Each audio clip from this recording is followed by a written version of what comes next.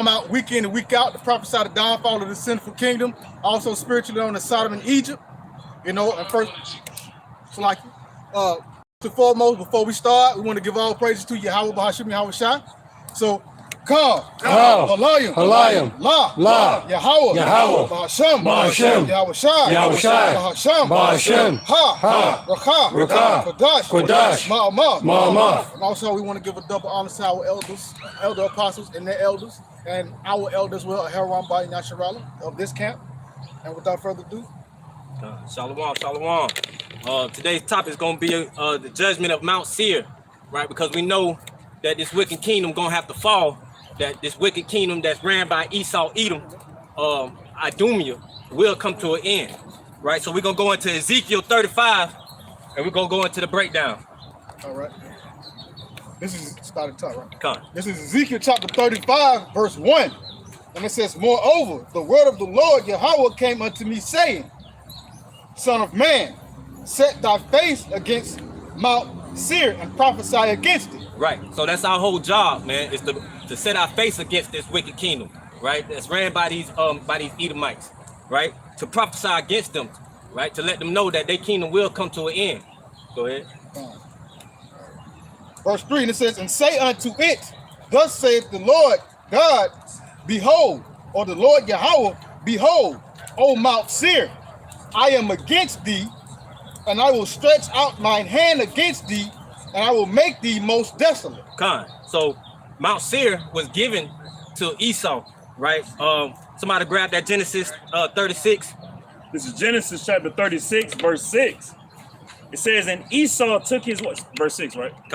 And Esau took his wives and his sons and his daughters and all the persons of his house and his cattle, all the way to 9. And his beasts and all his substance, which he had got in the land of Canaan, and went into the country from the face of his brother Jacob. For their riches were more than that they might dwell together, and the land wherein they were strangers could not bear them because of their cattle. Thus Esau dwelt in Mount Seir. Esau is Edom. So Esau is Edom, right? That was verse 8. Esau was given, the land of Mount Seir was given to Esau by the Lord Yahweh Bahashim Yahweh Shai. The land actually was possessed before them by the Horites, right? I believe that's in Genesis 14 and 6. But the Lord actually gave Esau the Mount Seir for a possession. Go ahead. And these are the generations of Esau, the father of the Edomites in Mount Seir. Pretty much the point. Just wanted to show y'all that the Heavenly Father gave Esau Mount Seir. So whenever you see Mount Seir in the scriptures, it's talking about Idumea, right? Esau, Edom, right? The wicked that runs this world, right? That what is that? Job. The world was given into the hands of the wicked. And if also I may add on, I want to say Idumea is also Greek or Latin for the word Edom, man. You know, just to put that up there. Go ahead. This is the book of Job 9 and 24. The earth is given into the hand of the wicked. He covereth the faces of the judges thereof. If not, where and who is he? So Esau is the wicked people, because they the ones that run this world, right? They run the governments, they run the trades, they have control over the resources, right? And we just had an incident happen last weekend where Edomite came and killed up some of our peoples in our hood. Right, and this was kind of led me to this topic today. But y'all got a sacrifice coming y'all where y'all gonna end up being the main sacrifice and being that goat sacrifice at the end time. Go ahead. And really quick, and they're not wicked because they're in rulership. They're wicked because they're in rulership and they're ruling wickedly. Because you don't, just because a person is high in this place doesn't mean that it's necessarily bad. Because there have been a plethora amount of Israelites who were in high positions in the government at their time, but their heart was always towards Yahweh Bashim Yahweh Shai. Whether you be rich or poor, give your heart unto the Lord. So they're not wicked just because they're in a place of power, but they're wicked just because they're wicked just off their creation. It's just in them, man. It's embedded in them, all right? There was liars from birth. You know, they come out the womb estranged from birth, man. You know, they're just little wicked devils, you know? Right. Go ahead, Doc. This is the book of Amos 1 and 11. Thus say the Lord Yahweh Bahashem Yahweh Shai, for 3 transgression of Edom, and for 4 I will not turn away the punishment thereof. That's right, because you know what is coming for Edom, for Esau, is judgment. You know, because he say because he did pursue his brother. You know, his brother. He's talking about Jacob. You know, Jacob represents Israel. Jacob represents the so-called Negros, Latinos, and Native America. You know, and with the sword, and they cast off all pity. In his anger, they tear perpetually, and he keep his wrath forever. That's right. He hate us. You know, that's the reason he pursued us. That's the reason he tried to put us in the bottom line always. You know, in the hoods, in the bottom lines. You know, That's right, huh? Go ahead, huh? This is Psalms 58 and 3. The wicked are estranged from the womb. They go astray as soon as they be born, speaking lies. That's Esau, Edom, man, and as well as the 2/3, man. Right, born speaking lies, right? Born being wicked to our peoples, man. The righteous people that's trying to live in righteousness, man. They're born speaking lies. They're born evil and wicked, man. The Lord told us to hate evil, and the world was given into the hands of the wicked, man. So we just like they got a perpetual hatred towards us. We have a perpetual hatred towards evil, which is Esau, Edom. Like scripture say, don't I hate them with perfect hatred that hate thee, man. So by them going contrary against all the things that the Lord Yahweh Bashem Yahweh Shai have established, it shows that they hate the Lord, man. Why? Because the things that the Lord Yahweh Bashem Yahweh Shai have laid down, they go against it, man. You know, so they try to establish, quote unquote, their own righteousness, but in all actuality, it's nothing but wickedness, man. So with that being said, hey, just like the brother said, we're gonna hate them with that same. It's like we're gonna hate them with perfect hatred, through the hatred of the Lord Yahweh Bashem Yahweh Shai, man. Right.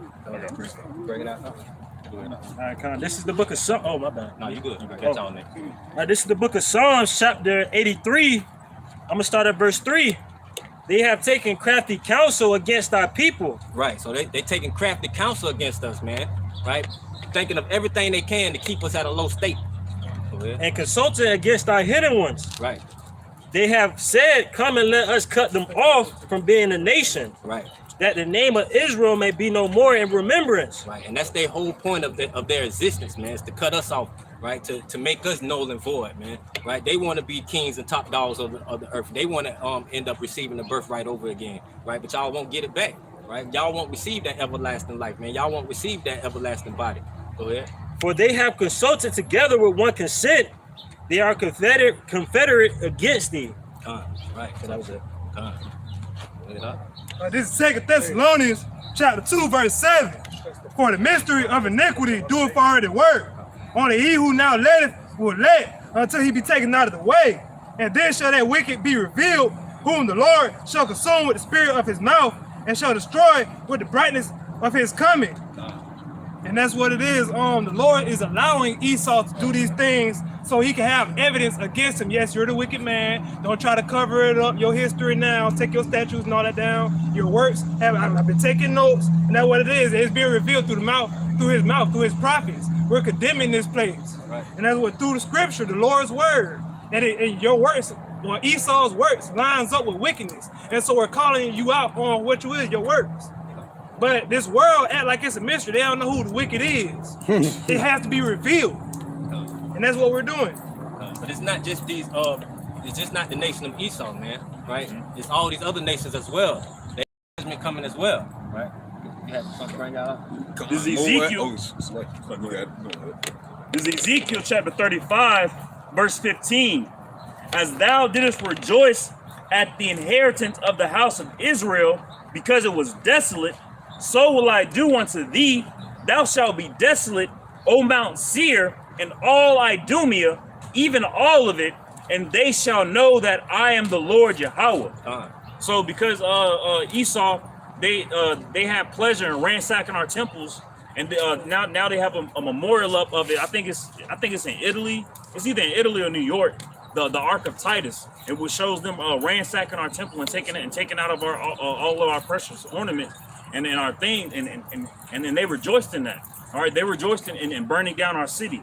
And not only, like the brother Ariel said, not only Esau, but all these other nations, the Moabites, so-called Chinese people, the Ammonites, so-called Japanese, and all these other nations who clung to the wicked rulership of this world, Esau, and now And now, the worst of it, but even 2/3 of our own people clung to these wicked individuals. Right. Right, because not only did they physically ransack our temple and set up idols in our temple, they did that spiritually too, to the minds of our people, and tore down the image, not necessarily the depiction of Yahushua, but the laws, order, and dominion that was given unto us from the beginning, and coerce our people and follow behind idol and false gods, and put in what they feel like they want to their form of God into the minds of our people. That's why 2/3 of our people still stuck in these churches and these other forms of religion.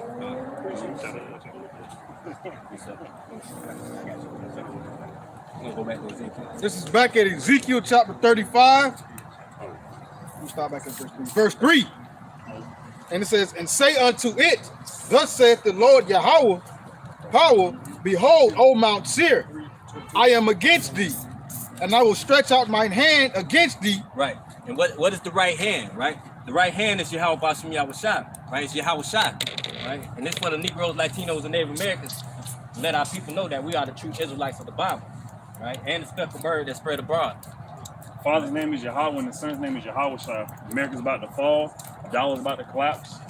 America, yes sir. Yes, sir.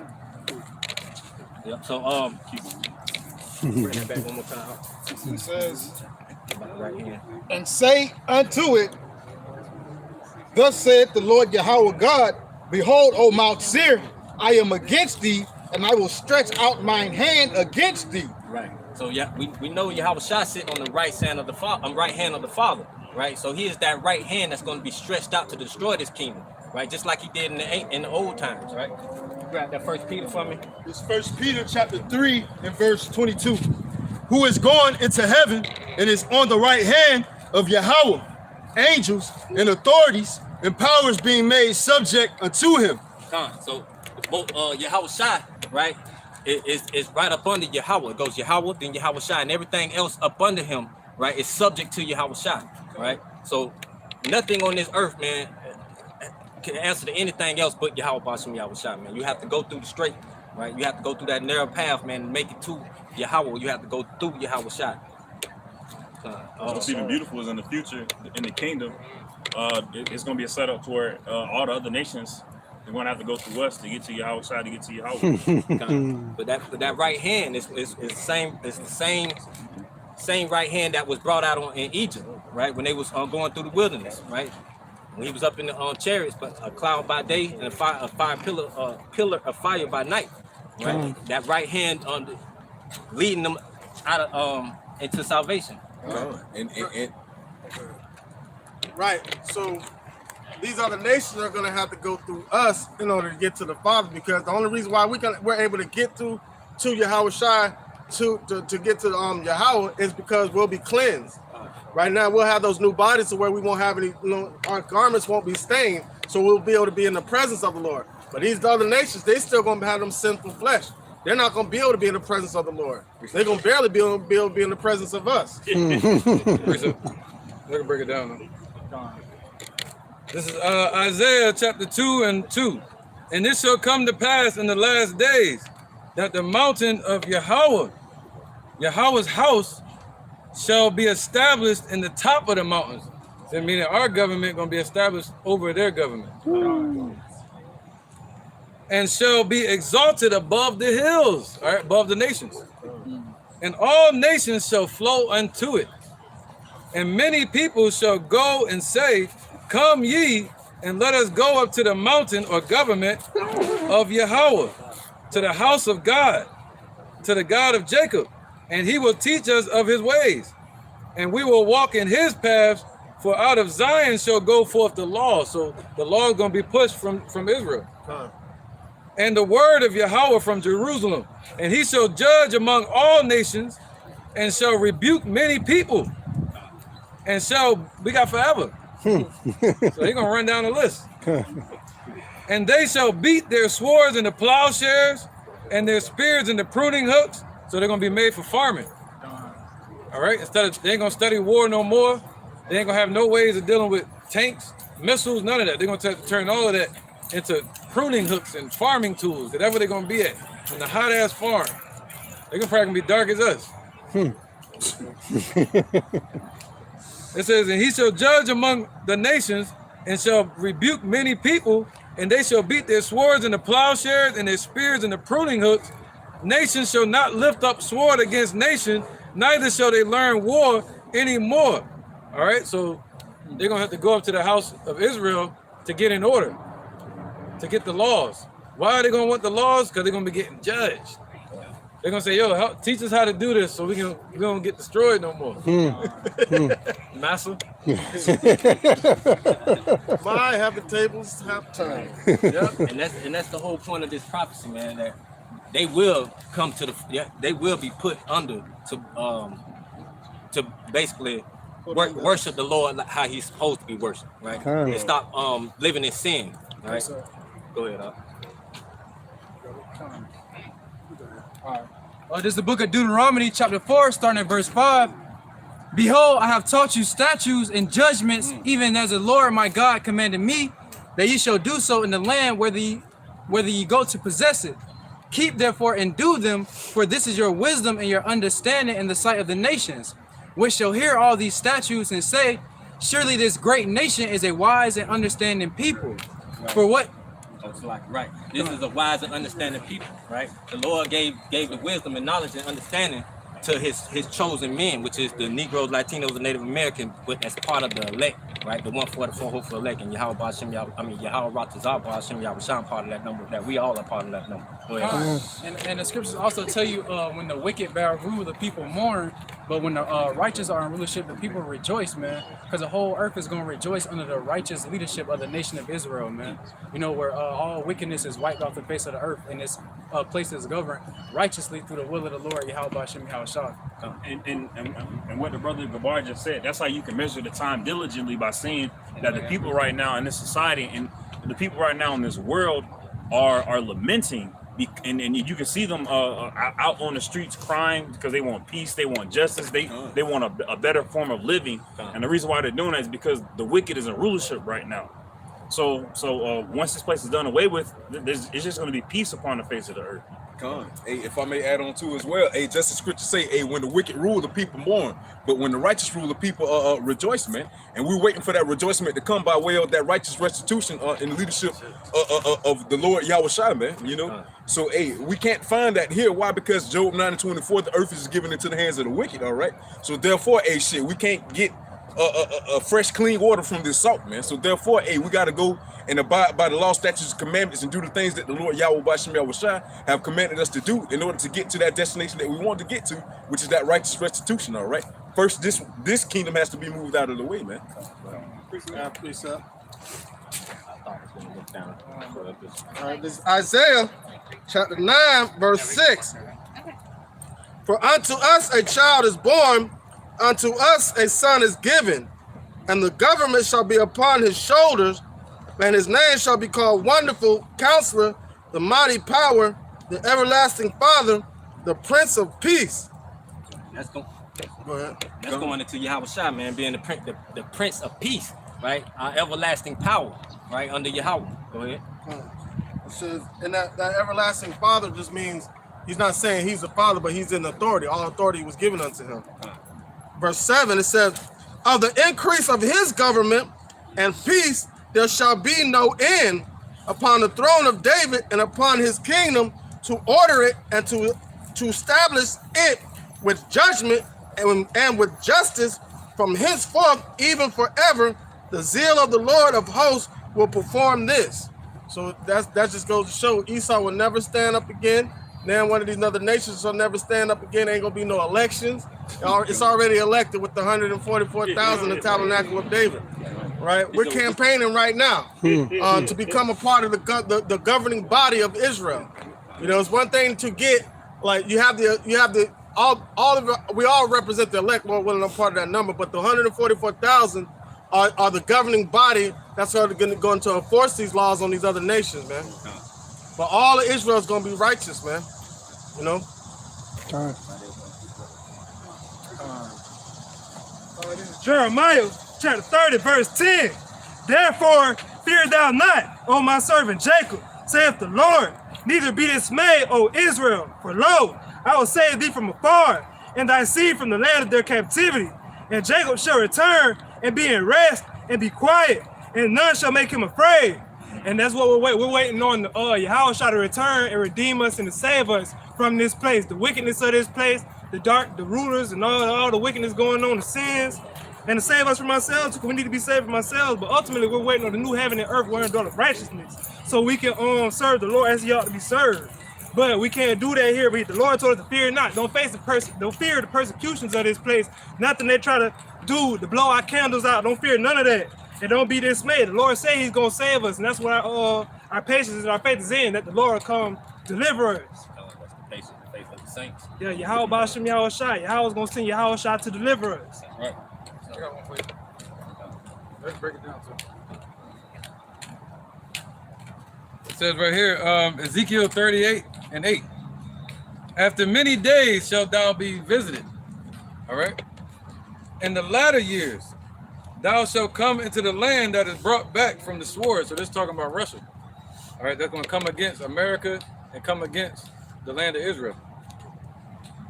And is gathered out of many people against the mountains of Israel, which have been always waste, but it is brought forth out of the nations. See, Israel, even though we're not in that place, the land of Israel, we're still the people. You see that? So we still exist. And we're going to be brought forth from amongst these nations. All right, that's the elect. It says, but it is brought forth out of the nations, and they shall dwell safely, all of them. You see that? So the children of Israel, the elect, going to dwell safely after they're taken from amongst these nations, the 144. But then, right here, you have this. Daniel chapter 7. And I saw in the night visions. See, a vision of what? The latter days. And behold, one like the Son of Man came with the clouds of heaven. That's Yahushua showing up. And the scriptures say in Revelations, he's going to be King of Kings and Lord of Lords. That's right, on the chariots. He came with the clouds of heaven and came to the Ancient of Days. So they brought him to Yahweh.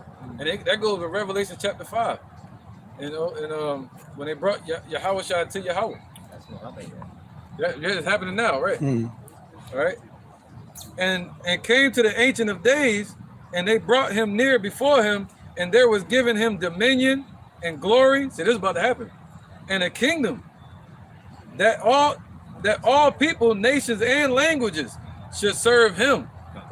His dominion is an everlasting dominion, meaning dominating, which shall not pass away, and his kingdom that which shall never be destroyed, man. You know, so when the Lord establishes his men, he's setting up a dominion. And the kingdom has to have what? Citizens in it.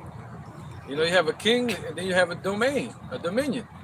And that dominion that he's going to establish is the elect of Israel first, starting with the first fruits. And then the rest of the men of Israel in the kingdom.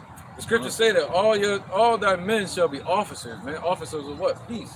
That's keeping righteousness on this earth. Never letting the devil stick his head out of the fucking hole again. Got to keep the devil down in the hole. Have an injection. You got a point real quick? And if I may add on too, man, just like the elder was saying, man, also too, that's going to be an everlasting kingdom, man. Always ongoing. And if you think about that, hey, that's something to fathom, man. Hey, that means no corrupt politicians, no corrupt people within your judicial system or anything like that, man. So that's why you always had kingdoms that fall, man. Why? Because you had corruption within the in their judicial system, man. So with hey, so with that being said, man, hey, with that, the laws are going to be in our inward parts. We won't be able to go off. You know, so everything's gonna be right, nick, tight, perfect, man. So, hey, nothing's gonna go astray. Everything's gonna go smooth, man. That righteous restitution is always gonna be established. It's always gonna be there. It's never gonna fall. There's no wrong, man. You know. And it's the patience of the saints, man. You know, because we know this prophecy is coming to pass. Because we know once Yahweh says something, it's gonna come to pass no matter what, right?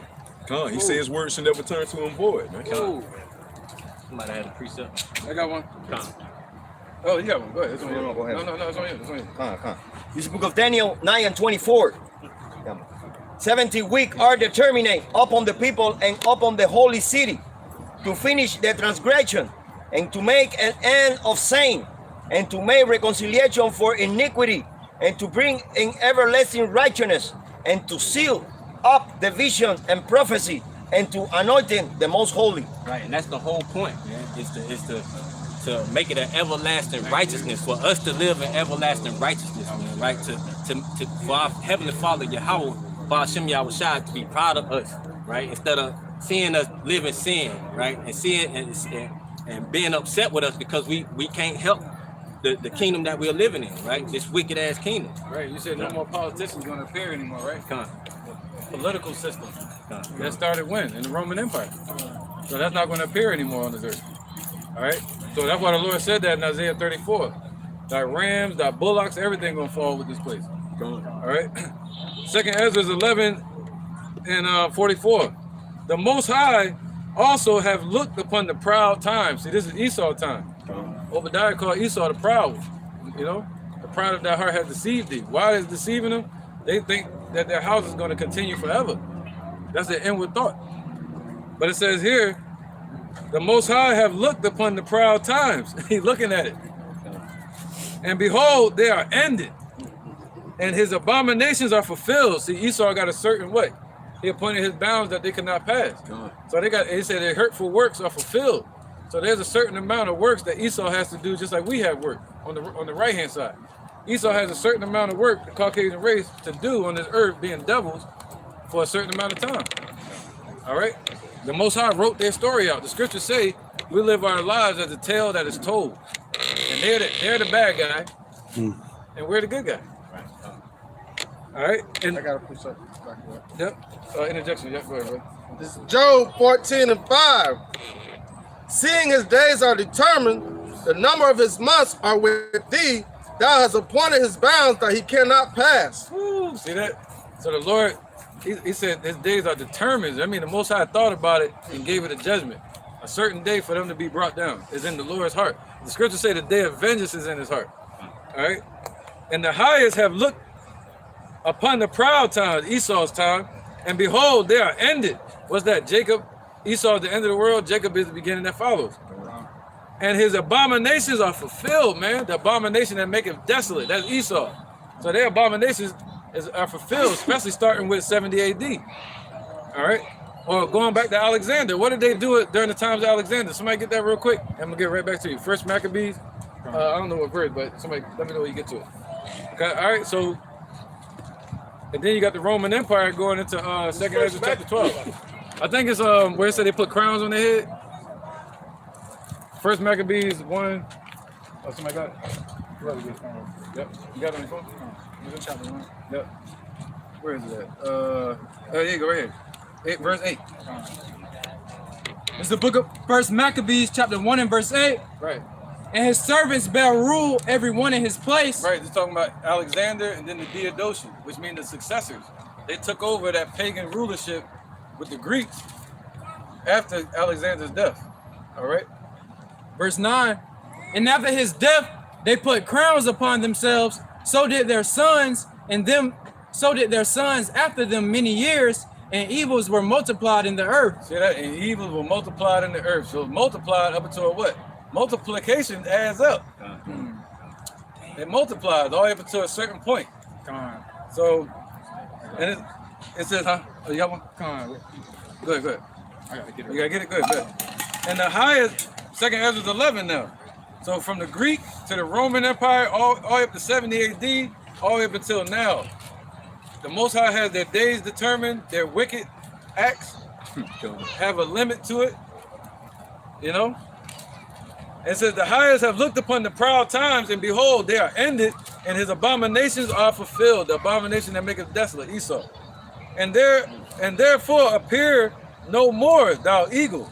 Goes into your politicians, you know, mayors, senators, all this madness, the court jesters, the IRS, presidents, the WHO organization, however you want to look at it, the EU. Appear thou no more, thou eagle, nor thy horrible wings. All right, so they're Caesars, they're senators, nor thy wicked feathers, nor thy malicious heads, nor thy hurtful claws, nor all thy vain body, that all the earth may be refreshed. That means to be renewed, New Jerusalem, and may return being delivered from thy violence, man. Esau bringing violence on the damn earth. And that she may hope for the judgment and mercy of him that made her, man. All right, go ahead, brother. God. It's the book of Revelations 18:5. For her sins have reached unto heaven, and Yahweh have remembered her iniquities. So just like the elder was saying, man, sin and iniquity, it multiplied. That means it adds up. So from the time of 70 AD to the year 2023 to this day and age, man, their sins have continued to multiply, man, and stack up. It says their iniquity have reached the heavens, man. Here to the heavens, that's a long, long way. That just show you how much sin and iniquity and wickedness the nation of Edom, the so-called Caucasian race, have committed, man.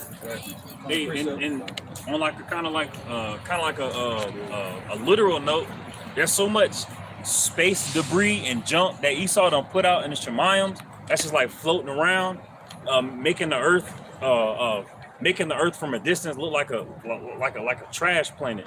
All the trash that we see on the ground around us and in the water, all that stuff is out there too. All the space junk, all the nuts and bolts and shit that they be using, all the satellites that they deployed and it didn't work, and they're just like, all right, fuck it. James Webb telescope. Yeah, all that shit. Yeah, and they putting flags out there, all kind of symbolism. Yeah. On their ship. Vanity and wickedness. The ship looked like some pagan symbols. Yeah. Like a dragon, the last one. God. Wickedness. All the vanity has reached the heavens. Yeah. Wickedness. They probably out there praying. Shit don't even make sense. Second Ezra, chapter 6 and verse 7. Then answered I and said, what shall be the parting asunder of the times? Or when shall the end of the first and the beginning of it that followeth? And he said unto me, from Abraham unto Isaac, when Jacob and Esau were born of him, Jacob's hand held first the heel of Esau. For Esau is the end of the world, and Jacob is the beginning of it that followeth. Which goes into this kingdom has to fall, right? Because Esau is in control of this kingdom, this wicked kingdom, right? He's in control of America, right? He runs America. This wicked kingdom got to fall. Right, and also that also shows there's no space gap between the fall of Esau's kingdom and us ruling. By the time you get to the feet, that's Daniel chapter 2. The Lord said He's gonna take them at the feet. You know, when you get down to the 10 toes and the separation of the Brexit and all that, that's what time we're in. So when we start seeing Satan divided against Satan, that lets you know that we had to heal. And by the time we get to the damn corn on the toes, we're gonna have those powers, man. Just like a shift change at work. Like the old shift doesn't leave, and then there's like nobody in the warehouse, and then the new shift comes in. Right. It's just while the old shift is there, the new shifts come in. They're like, hey, we're working on this, we're doing this, we're doing this. All right, boom, boom, boom. Just like day and night. Just like gone. sun. Yeah. You have sunset, but it's still that transition period. There's no void. That's right. We're in the midst of that right now. You know? Then when Esau, like I said, Esau's the mystery of iniquity. His actions prove him to be wicked. And for light to shine on this earth, the wicked man bringing this world into darkness has to be moved out the way for light to shine. The Lord's true righteousness. And so that's how you know, like, this world has to come to an end because it's wicked. It's given to the hand of the wicked. It's just to back up the Akim that was bringing out, you know, how Esau's system and how everything is set up and how his wickedness is. This is Daniel chapter 8, verse 25. And it says, and through his policy, he also shall cause craft to prosper in his hand. He shall magnify himself in his heart. And it says, and by peace shall destroy many. He shall also stand up against the prince of princes, but he shall be broken without hand. So when it comes down to Esau, it says what? Through his policies, he causes craft to prosper. He causes witchcraft to prosper. He causes unrighteous dealings, unrighteous decrees to prosper through his power and his policy. He writes it down and puts it into law. You know, for example, an ID card, man. You got to go in so often every year or two to get it renewed. I'm the same person, so I got to come here, get an artificial representation of me to prove to you that I'm me. Like, that makes no sense, man. Another example, around from 168 to 164, BC. That's talking about Antiochus Epiphanes. What is one of the policies he put in place? That we were no longer allowed to call ourselves Israelites, man. Gone. See? Causing craft to prosper. And what? And it says he magnifies himself in his heart. You know, Esau, he got a what they call a God complex. He sits high and calls himself God. He think he is the one that's in control. He think he is the power. But really and truly, he's just a man. It says, and shall destroy many by peace, by him coming in a false sense of peace. His words are smoother than butter. They sound good. They for some people they feel good. But yet inwardly his mind is a drawn sword. He ready to stab you or thrust you through at the first sign that he could get. Anytime he think your back turned and he ain't looking, he gonna stab you in the back. Right, and that God complex he has, just think about it. Like the Most High gonna put you in a position where you're gonna have to prove it. That's exactly what he did. He did that to Pharaoh. He's doing that to Esau. Just like how you have a parent that's scolding their child, and the child be pitching a fit. And when the parents say, "Oh, you think you can do better? Go for it." Now you put the responsibility on their plate. Oh, you want to play the hand of God? The Lord said, "I'm finna give you the whole earth." And see what you do with it. And you see how they're destroying the earth. They destroy everything on the earth. Right. Ain't nothing safe, not even cultures. And it says he shall stand up against the prince of princes. You can take that. That goes back into when he gonna try to fight Yahweh Shai. And guess what? He gonna be broken without hand. I mean, the Lord gonna break him in half and ain't gonna lift a finger. The Lord gonna bust Esau up because he's deserving that. And, you gotta think. It goes back to what it is. They're estranged from the womb as soon as they be born speaking lies. You might say, "Oh, the baby whine." No, that's a demon. That's a devil being born on the earth, finna come destroy something. It ain't coming to make life because Esau he doesn't have the ability to make life. So the Lord gonna go ahead and help him finish with all his ruling, and after he get done ruling and get done serving, the Lord gonna help him finish with all his living. Right. So and broken without hand. Look, by the time the Lord get Esau gonna already be broken. Because so as soon as you break down America, Esau's broken. Esau's broken. As soon as you break down that corporation, they're still going to try to hang around and try to put their footprint in the earth, but it ain't going to happen. So by the time the Lord show up, when the Lord shows up to fight against them, He's going to put the spirit in them to get courage to fight, because they're going to already be broken. Got one for you. This is Job chapter 20, verse 22. In the fullness, when they reach their peak, trying to get their new world order. In the fullness of his sufficiency, he shall be in straits. Every hand of the wicked shall come upon him. So all these nations, what's that? Gonna raise up fanners. Yeah. So all these foreign nations are gonna come against Esau, and come against America, and come against Europe. All right. Surely. It says, when he is about to fill his belly. So when they're about to bring in martial law, going door to door, lockdowns and all that, Yahweh shall cast the fury of his wrath. Yahweh shall cast the fury of his wrath upon him. What's that? ICBM missiles from these foreign nations. Prophesied in the scriptures. Interjection? Yeah, definitely. Yeah, I'll go back to the verse. This is the book of Jeremiah, chapter 50 and verse 14. Put yourselves in array against Babylon round about. All ye that bend the bow, shoot at her, spare no arrows, for she have sinned against the Lord, Yahweh Shem Yahweh Shai. Hey, come, man, and that's what's going on right now, man. The sound of battle is in the land, man, and you see all these different countries right now arraying themselves around America, man, setting themselves up. All right, Russia just a year or two ago just reopened up their military base in Cuba, man. All right, you got China doing joint military drills with Canada. All right, at the northern border of America. Russia just released the the Sarmat, Satan 1, also known as Satan 2 selection. Sarmat, also known as Satan 2. They just launched that yesterday, man. Also North Korea too, as well, man. China also said yesterday that America has crossed the line. That also that lethal action. Yeah, there you go. They have to have lethal actions, man. So hey, we're in those times right now, man. And this place is going to be eradicated. All right. So now is the time to be turning back, repenting, getting your life right with the Lord Yahweh Shem Yahweh Shai, man. Right now. Right. You know, Esau was given the blessing of the sword, man. So this is why they're so great at destruction, right? Because they was given the blessing of destruction. They was given the blessing of the sword, just like Akim Nakar was just saying, right? They don't know how to create life. They only know how to destroy, right? That's right. Go ahead. Right. Think about it. That's all they know how to do is destroy. That's what they were set up to do. destroy shit. What was Jacob set up to do? Heal. That's what we're supposed to be doing on this earth. 2/3 of our people got that mindset. They want to kill anything that looks like them. They got that Esau mindset. Matter of fact, let me finish this last verse, then that'll be it. Job 20 and 23. When he is about to fill his belly, Yahweh shall cast the fury of his wrath upon him and rain it upon him while he is eating. So that's like in the process before they, you know what I mean, the transition. Yeah, so that's gonna be everything. That's gonna the collapse of the economy in America. That's gonna be all these nations turning against America. That's gonna be what is that? Come sit in the dust, on virgin daughter of Babylon. Hey, come on. That's gonna be all those things happening to him at once. The Lord's gonna show. Ain't no gray area. The Lord gonna make sure everybody know who was the wicked and who his judgment is sent for. Even if the ones that get caught up in the wicked get caught up in that judgment, we still gonna know who the target of that judgment was. The target is Esau, but 2/3 of our people are getting caught up because they didn't receive the love of the truth.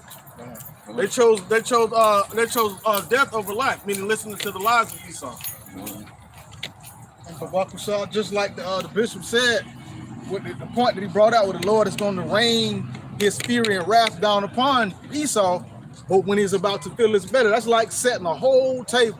You got all these nice dishes, you got all these good foods, and everything is looking all scrumptious and delicious, and you get ready to sit down, and as soon as you go, the roof cave in and hit you in the head, and you don't get eaten out of it. Man, the scripture say, it shall be as a when a man dreameth and he eat in his dream, but wake up, he hungry again. Or when he drinketh, after he drink, he wake up and he's still thirsty.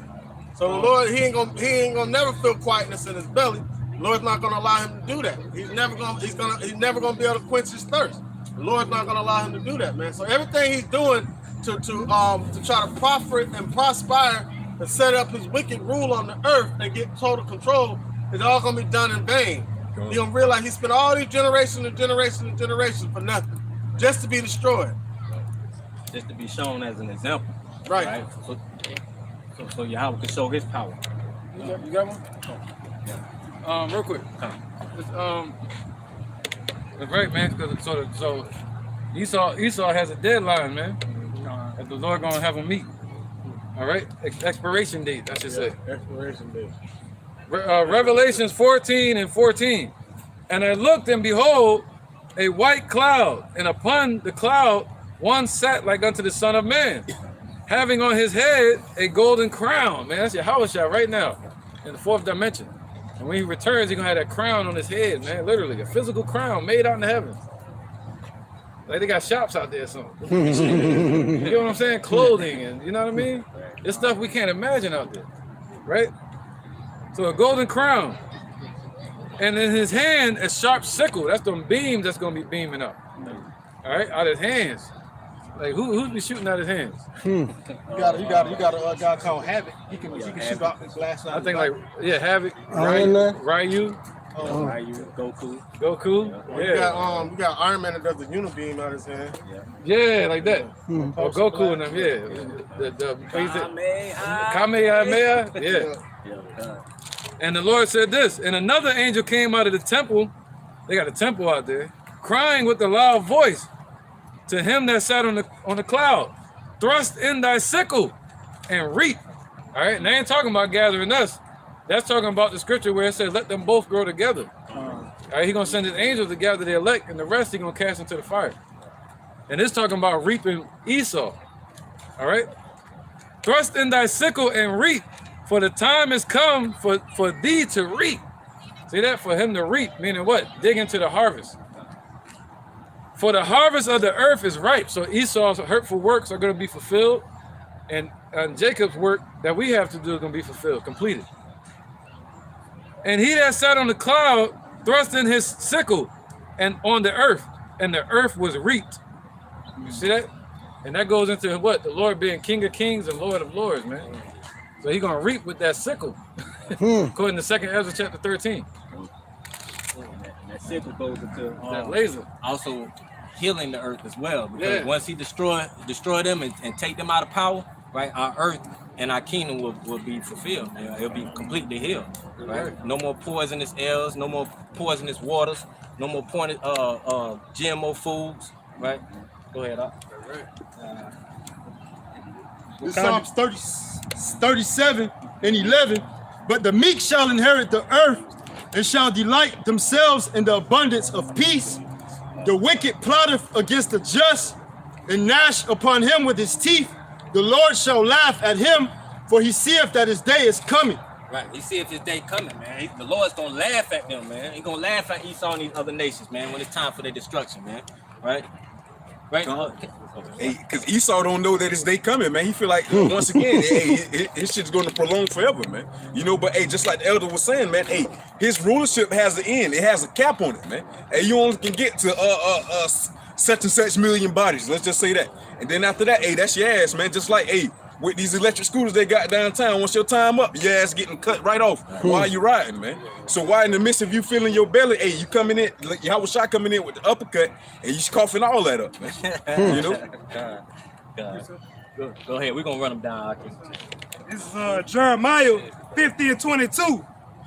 A sound of battle is in the land and of great destruction. Right. The sound of battle is in the land right now. Rumors of wars is going around right now. All these nations coming up against nations right now. Go ahead, Doc. Verse 23. How is the hammer of the whole earth cut asunder and is broken? How has Babylon become a desolation amongst the nations? How is the whole hammer of the earth cut asunder and broken, man? Hey, so America, Babylon has been that hammer of the whole earth going around applying pressure to all these different nations. But now you got these other nations saying, hey, let's stand up. Let the weak say I am strong. That's talked about in the book of Joel, man. So you see Russia, North Korea, China, so forth and so forth. You got the BRICS building up their own form of what it is. Always get Economic system. You're building up their own economic system to go against theirs, man. So that way, hey, it can kill the dollar, hey, and drain the system, man. You know. So with that being said, hey, that's what we're witnessing right now, man. Hey, America being cut asunder and not knowing how they're being cut asunder, man. You know, at the meeting last week after the BRICS meeting, they say America don't even know what just happened, man. Shit, hey, the beginning of your death, man. You know, and you on the deathbed right now, getting ready to the plug that's about to be pulled. You know, so we out here to wake up the Negroes, Latinos, and Native Americans to the fact that we're the true Israelites of the Holy Bible, and that the Father name is Yahweh, the Son name is Yahweh Shai, man. Yeah, it's called circling the drain. Come on. That's what America's doing. They circling the drain. Circling the drain. They trying to put what that is, the defibrillator. They trying to clear it. It ain't working. It would have healed Babylon, but it cannot be healed. Cannot be healed. This place cannot be healed. Oh, wait a minute. Esau done twisted itself into a pretzel trying to keep Babylon alive. It ain't gonna happen. It's over. I got a precept. He ain't finished, dude. Jeremiah 50 and 24. I have laid a snare for thee, and thou art also taken, O Babylon, and thou was not aware. Thou art found and also caught, because thou hast striven against the Lord. The Lord hath opened his armory, and thou hast brought forth the weapons of his indignation. For this is the work of the Lord God of hosts in the land of the Chaldeans. And that's what's going on. The Lord laid a snare for Esau, and he walked straight into that trap. And what he did through the pride of his heart. He thought the earth would get into the hand of the wicked. So he thought it was game over. This is my kingdom, and I won.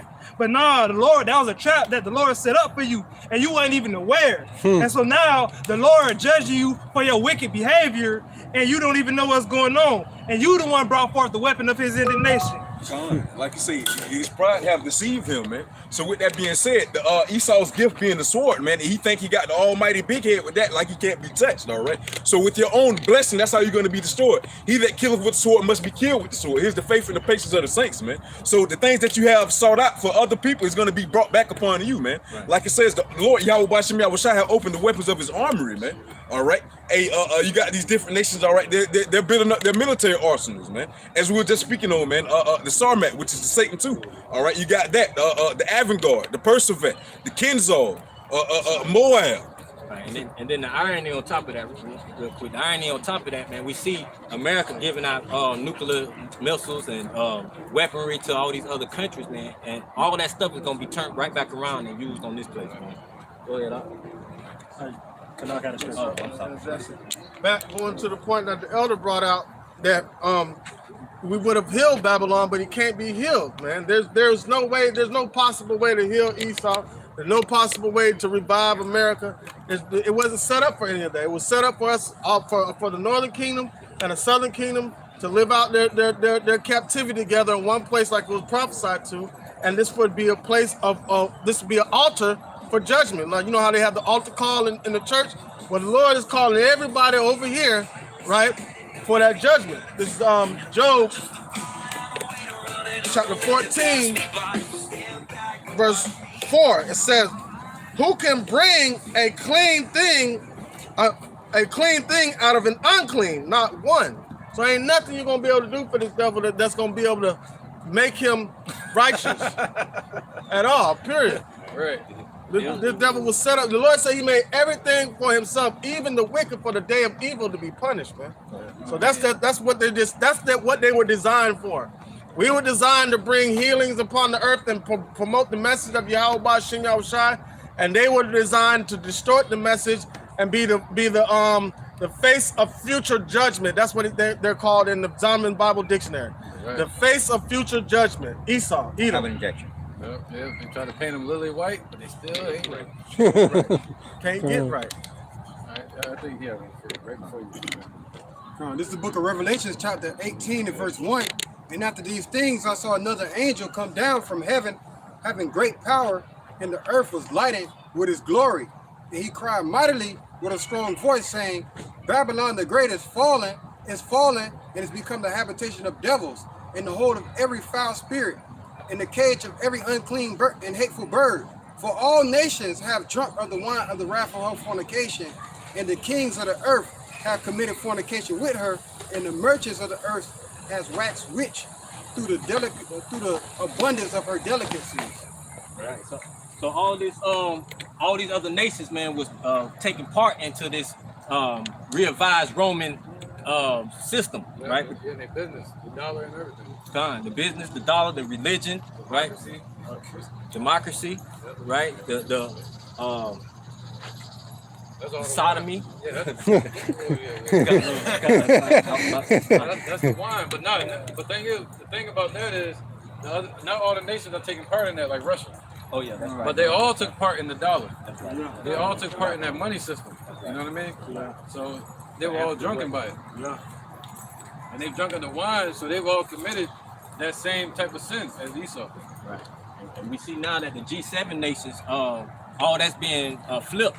All the nations that was at the top, NATO, most of the hot nations in NATO, America, all of them being at the top of G7, right? But all of that has been flipping, right? Russia and the BRICS nations are going to end up being the top G7, right? And that's what's witnessing a transition of power, man. All right, that's why the heathen are going to be raging. Why? Because they are going to see. They're trying to figure out who's going to have next, but hey, the nation of Israel is going to have next, man. So what we're witnessing right now, you got, like the brother was saying, Russia with the BRICS nation and everything right now to go power against America to take away the power from their dollar, man. You know, and all these other nations was eating off of that dollar. So therefore, hey, we're witnessing Babylon falling right now, man. They're losing their power right now through the way of the dollar. Why? Because you got Saudi Arabia, and come January, they're joining the BRICS. With that being said, they're gonna trade oil with no dollars, man. You know, which is gonna call an influx of dollars over here and allow oil, gas to skyrocket, man. Right, yeah, the G7, I think it was started in the 1940s, around World War II. So it got a short season to exist. You know, the scripture said that Esau gonna rule for a short season.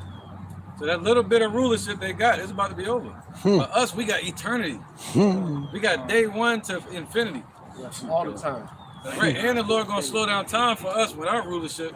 Right now, you see things moving fast. It's moving quick to a certain end. It's moving quick to the day of Yahweh's return, man. Even time wants to speed up. Even the earth wants things to happen quick. Want to get these devils out of the way.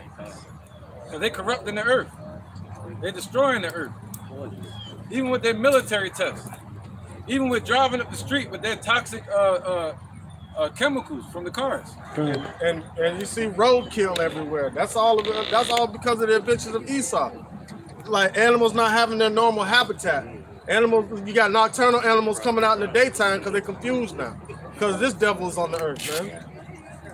I have it. Oh, yeah, y'all. Okay, this is Book of Lamentation, 1 and 14. The yoke of my transgression is bound by his hand. They are wreathed and come up upon my neck. He had made me strange to fall. The Lord hath delivered me into their hand, from whom I am not able to raise up. And so that's us being, I forgot during the time of Jeremiah, well, Babylon. That's us falling into the hands of Babylon. Now we're in the daughter of Babylon. And the Negroes, Latinos, and Native Americans need to understand that they're the Israelites of the Bible. We're not black. We're not African American. Black is not even a nationality. Somebody tell me geographically where is Africa America. They called us certain names. Those are names given unto us by us being conquered by the same individuals that the whole lesson is about, Esau, Edom. All right, we all know who that is, the so-called Caucasian race. That's what we're dealing with. The problem is our people don't know who their enemy is. They look at each other as the enemy, but the enemy is them. The ones that fake like they're trying to be your friend. So now that same spirit that Jeremiah was in, we're in that same spirit now. Well, two-thirds of our people are not in that spirit because they're trying to rejoice in this place. They're trying to find a way to fit in with Esau. They don't want to be separated from Esau, man. You got that revelation? You got a precept. You can hold on. Hold on. You got a precept. This is the book of Isaiah, chapter 14. And I'm going to start at verse 9. Hell from beneath is moved for thee to meet thee at thy coming. It stirred up the dead for thee, even all the chief ones of the earth. It hath raised up from their thrones all the kings of the nations. All they that speak and say unto thee, art thou also become weak as we? Art thou become like unto us? Like the brother was just saying. You know, America was on the top forefront of bringing out this new system where everybody trade with the dollar, where everyone was taking part of not only that, but before with the transatlantic slave trade made people rich, made these nations rich. And they cleave unto these, and they cleave unto America. These nations can't confederate with each other in Psalms 83. But now look, these same nations that was buddy with America is now turning back and hate America. Now everybody want this nation at the bottom. They want to do away with that old what can I say, the trilateral deals and start doing bilateral deals. They tired of using paper notes, but they want to go everything digital. Right, so now we seeing the change and where the Lord is actually showing His power. We seeing the prophecies coming about where the Lord spoke, and it says, "Thy pomp is brought down to the grave, and the noise of thy vows, the worm is spread under thee, and the worms cover thee." So that their pride is brought low now. The same ones that was prideful, saying this is the greatest nation on the planet. They call America. They had the big stick, and that's what they said back then. Back in the 1900s, they said that America had the big stick. Meaning what? Yeah, they had the firepower, they had the military, they had their financial system prospering. Everybody wanted to be like America, but now look, everybody's going against America, saying down with thee. Hey, it wasn't a coincidence that in the 70s that Richard Nixon took away the gold standard with the Nixon shock, right? And then boom, you go into the Reagan administration, America was booming. It almost got to like how it was in the roaring 20s, right? But then people America started prospering when they convinced the whole world to use monopoly money and trade. That's what America doesn't have any GDP. They don't have it. Everything is imported to America. They don't export anything. That's in the book of Revelation. Talking about all the things that the luxuries that America gets is all imported. America doesn't have anything to prosper in but the dollar. And a big thing is too that they made money off of everyone doing trades. Isn't that something? That they themselves are not producing, but they're making money off of the people producing and selling and buying. Just Now like that's some S. just like an ATM. When you go to pull out your money, it's like, oh, to pull out your money from your account, you have to pay the ATM machine like $2 or $3. That's all Americans. They sat in the middle and just collected like a troll under a bridge. They can scam us of all time. Or like a whore between the pep and the trick. Damn. Yes, sir. Yeah, All right, brother. Yeah, come on. you got No flyers or anything? Oh, no flyers? Yeah, I got it in Spanish. No, hell no. You mess around and speak Spanish. Huh? Yeah. Don't worry about it. I got to preach that real quick. Y'all talking about the money, so you know you're breaking. James 5:1. Go to now, ye rich men, weep and howl for your miseries, your miseries that shall come upon you. Your riches are corrupted, and your garments are moth-eaten. And that BRICS summit that they just had, when they were talking about bringing forth a new economical money system, right? That's when Esau realized that, right? This money is cranking. It's moth-eaten. That shit isn't worth nothing. They got holes in the system. Holes in the system, and those holes are being exposed, man. How the hell, if America don't even own their own money, it's owned by the Federal Reserve. So how can you loan somebody something? You put $1 million in currency, right? And in fluctuation in the economy. Now they're gonna have to pay money back off that million. You're gonna have to print more money to get the money to pay back. It's from the beginning. It was a financial bubble that kept inflating and inflating and inflating. When it kept playing with the money like that, playing with interest rates, playing with those interest rates, it caused the bubble to inflate even more. So now America was never set up or designed to be able to pay that money back. Because in order to pay it back, they got to print more money. That devalues the dollar. Every time they print, like what was it? Right after Obama, when they tried to do quantitative easing, printing to infinity, they kept printing these dollars and dollars and dollars. And guess what? The Prince Arab nation, they got their own printing press. They printing dollars too. And they want to go digital now. They want to get away from that and go digital. Right. So there's no value in this money. It's not a supply and demand because you have so many dollars in circulation, right? Now China's about to give these dollars back. Here, you can have all these dollars that you gave us. Give us gold back. Oh, you can't pay us back? Let's go to war. Hey, and that shows that it's all by design, and that the top elites of Esau Edom have designed it. They're the ones that designed it. Because going back, I remember the elder used to say, how does a family like the Rothschilds and so on and so forth, how does a family have own money throughout the whole world? That's a private entity. That's a conflict of interest. So a family owning the money, the whole world, they're keeping the world indebted unto them. So that's why Esau Edom ultimately has to be destroyed, has to go. That's why it resorts back to what Job 9:24, how the earth has been given into the hand of the wicked. And that's how you know who's running. Who's running, follow the money, they say, right? Follow the money. James 5:3. Your gold and your silver is cankered. So what is that? That's why all these nations got to get the dollar out of their reserve system, their reserve banking. They can't have it on reserve no more because the interest rate is going so high, and the dollar's losing value, and they got to have more dollars in their system just to keep it managed, for maintenance, and to buy more resources around the world. So you're gonna need more dollars for it. What's that? Hyperinflation. Right. All right. And the weakening of the dollar. All right. So it's cankered. You know, it's destroy. It can destroy their system. It can destroy their country, and through the sanctions, if they keep their dollar. So it's cankered. It's cancerous. It says, and the rust of it. What's the rust of it? The effect that it caused on the world, man. Look what it did. Look what that dollar did to the world and the system, the economy of the world. The rust of it shall be a witness against you, devils. All right, Esau.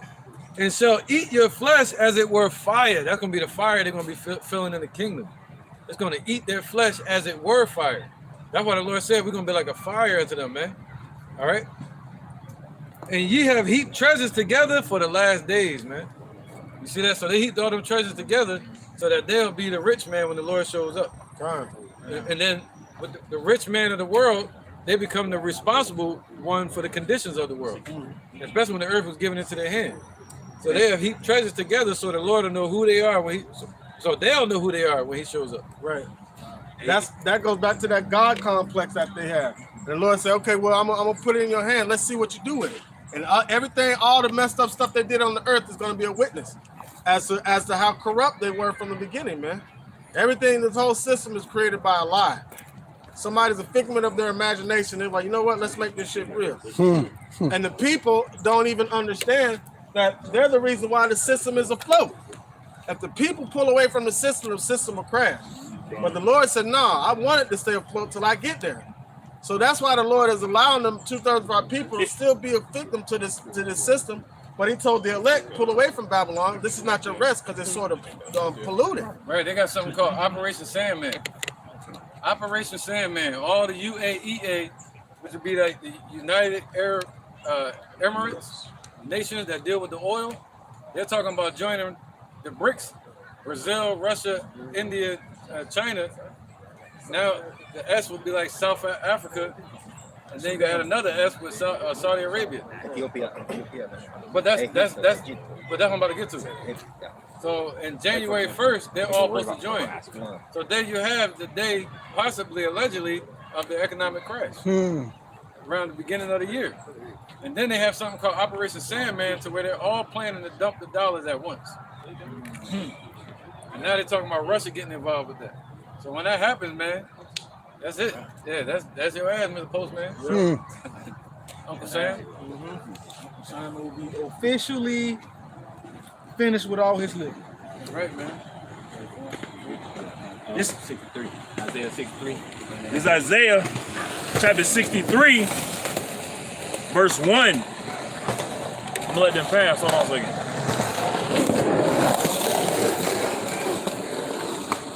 Isaiah chapter 63, verse 1. Who is this that cometh from Edom with dyed? So like, who is this that cometh from Edom with dyed garments from Basra? This that is glorious in his apparel, traveling in the greatness of his strength. Right. This Yahweh Shai that the scripture is talking about, right? This is him coming. Let's read it again from the top. Right, living and breathing. The prologue to this chapter, it says, the verse 1 it says, Hamashiach showeth who he is, what his victory over his enemies, and what his mercy toward his church. So Isaiah chapter 63 verse 1, who is this that cometh from Edom with dyed garments from Basra? This that is glorious in his apparel, traveling in the greatness of his strength. Right. Well, what's that greatness? Right. Traveling in them pure chariots. Right. Revelations 19:11. Right. Traveling in that cloud. Right. A cloud by day, pillar of fire by night. Right. The chariots. And I got you on the dyed garment right here. Isaiah 63 and 3. I have trodden the wine press alone. Oh, all right. You sure? yes, same thing. That's the same dang chapter. Yeah, you good. You good. In the spirit, Hey, you can bring that out once we hit verse 4. Good. You good. I that speak in righteousness, mighty to save. Right, mighty to save. Yahweh Shai is the only one that can save us, man. Yahweh Bashem Yahweh Shai. Right, he's that mighty power. Go ahead. Wherefore art thou red in thine apparel, and thy garments like him that treadeth in the wine fat? Done. I have trodden the winepress alone, and of the people there was none with me. That's right. You see, Yahweh Shai was the one who tried the wine press alone, right? If you want to grab that Isaiah 63. Wait, you got that, right? Come on, yeah, I'm right here. For I will tread them in mine anger, and trample them in my fury, and their blood shall be sprinkled upon my garments, right. And I will stain all my raiment. Right, so his raiment is gonna be stained with the blood of the Edomites and these other nations, right? All y'all got a judgment to pay, right? When Yahweh Shai shows up in them chariots, man, and he beams up the elect. No, he ain't saying that. That's well, he's talking. That's saying spiritually. Because usually the Lord deals with what? Just with peace. How he came down, how we saw him. He showed up in peace, and he ain't hurt nobody or nothing. But now he's gonna stain all his raiment. If you picture him with all white on, picture him with all red. Right. Just like the movie Deadpool when he started off in a white uniform, right. and he kept getting blood everywhere on it. And they was like, "Why don't you just dye your uniform red?" Yep. It's gonna be the same situation. That's right. Yeah, he's right. He I mean, he going in. Yeah. I mean, he going in, and just like the Gadites would wear white when they wanted peace, or a white feather, and they wear a red feather and red face paint when it was time to kill. You know. So real quick, this is Revelation 14 and 19. And the angel thrust in his sickle into the earth, and that was about to get 20. Yeah. Okay, cut. And gathered of the vine, and gathered the vine of the earth, and cast it into the great winepress of the wrath of Yahweh. And the winepress was trodden without the city, and blood came out of the winepress, even unto the horse's bridle, and the bridle was like up to their face. So on the earth, by the space of 1,600 furlongs, I mean, almost as long as a football field. That's how much the blood would fill up. One person, one body is like just a splatter. Right. But you fill up the whole stadium. I think the human body contains a few pints of blood. I think, or yeah. So he said, wait, we can sum it up with the slain of the Lord shall be many. Gone. And he said, I alone have trodden the wine press, meaning can't nobody take credit. Nobody gonna take credit. He's doing this alone. He the one bringing the judgment. He the one that went up on the cross. Done. Nobody did that for him. He did it. This is the book of Numbers, chapter 35, and verse 33. So ye shall not pollute the land wherein ye are, for blood it defileth the land. And the land cannot be cleansed of the blood that is shed therein, but by the blood of him that shed it.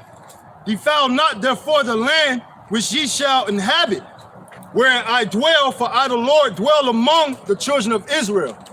So that's what Esau did, man. Esau showed you how not to inhabit the earth by touching the apple of the Lord's eye, touching the so-called Negroes, Latinos, and Native Americans, who are the Israelites, according to the Bible. All right, so what? Esau polluted the earth by putting bloodshed, ultimately relishing in his blessing, man, which is the sword. So he's accumulated a lot of depth spiritually, just as well as financially throughout the world, all right, that thick clay. But spiritually, he's accumulated a debt with the Lord, man, that he's gonna have to pay for.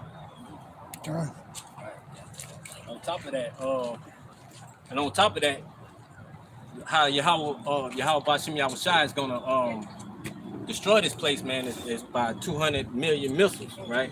Can somebody grab Con, go ahead. This is Isaiah 34:4.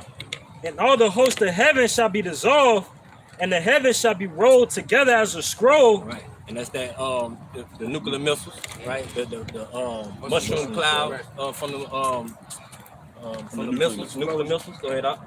And all their hosts shall fall down as the leaf falleth off from the vine, and as a fallen fig from the fig tree. Right. So if you imagine you shaking a fig tree, right? And just imagine it's like a big old fig tree with all these figs on it, and the Lord is shaking it, right? That's what it's gonna look like when the missiles be in the air. When you're gonna see all them warheads falling out the sky, it's gonna look like a whole bunch of figs falling. Go ahead, up. For my sword shall be bathed in heaven. Behold, it shall come down upon Idumea and upon the people of my curse to judgment. That's right. So it's coming down on Idumea and the people that he cursed, right? Which is the 2/3 and the other nations. Come. The sword of the Lord is filled with blood. That's right. Read that one more time. The sword of the Lord is filled with blood. Right. The sword of the Lord is filled with blood. Right. They're gonna be covered in blood. It is made fat with the fatness, and with the blood of the lambs and goats, with the fat of the kidney. You got it. Go ahead. All right, yeah, because the fatness goes into the increase. All right, so imagine that. He says the sword of the Lord, you see it being clean at first, and next time you see it, that joint got blood all over it. I mean, he done went to work. But then it said what? They're gonna be made fat with fatness, meaning that blood is gonna increase. He's gonna continue to destroy these nations, man. Once he start with America, he's gonna continue.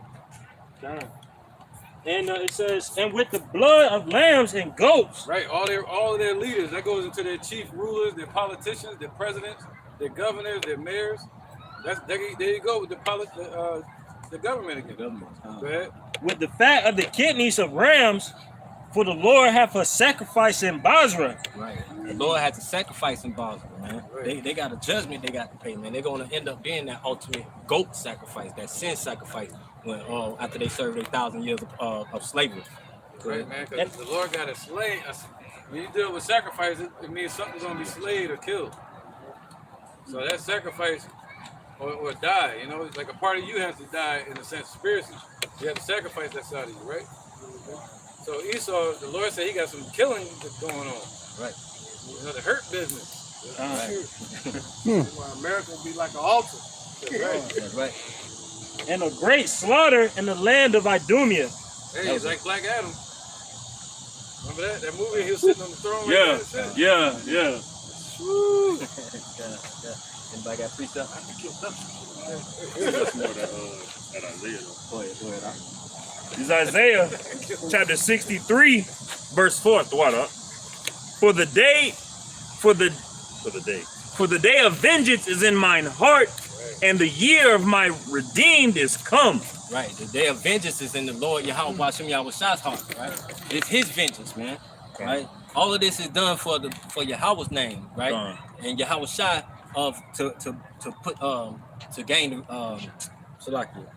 It's for Yahweh Shai to come down and place judgment on these people, man. The 2/3, these other nations, Esau, Edom, Idumea, right? Y'all got a judgment y'all got to pay for, man. Go ahead up.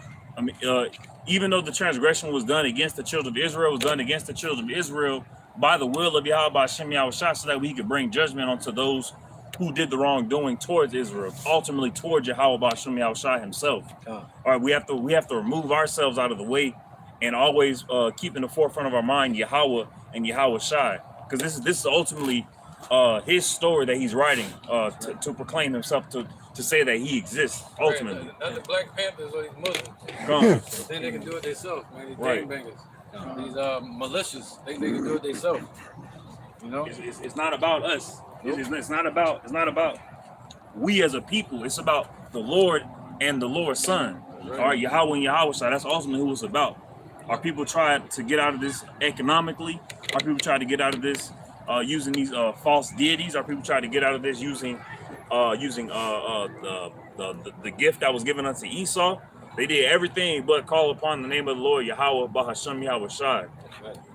But Yahweh Shai said, "No man shall buy you." Nobody's going to deliver us or redeem us besides him. He the one that paid the price for us, man. So he the one that get first dibs.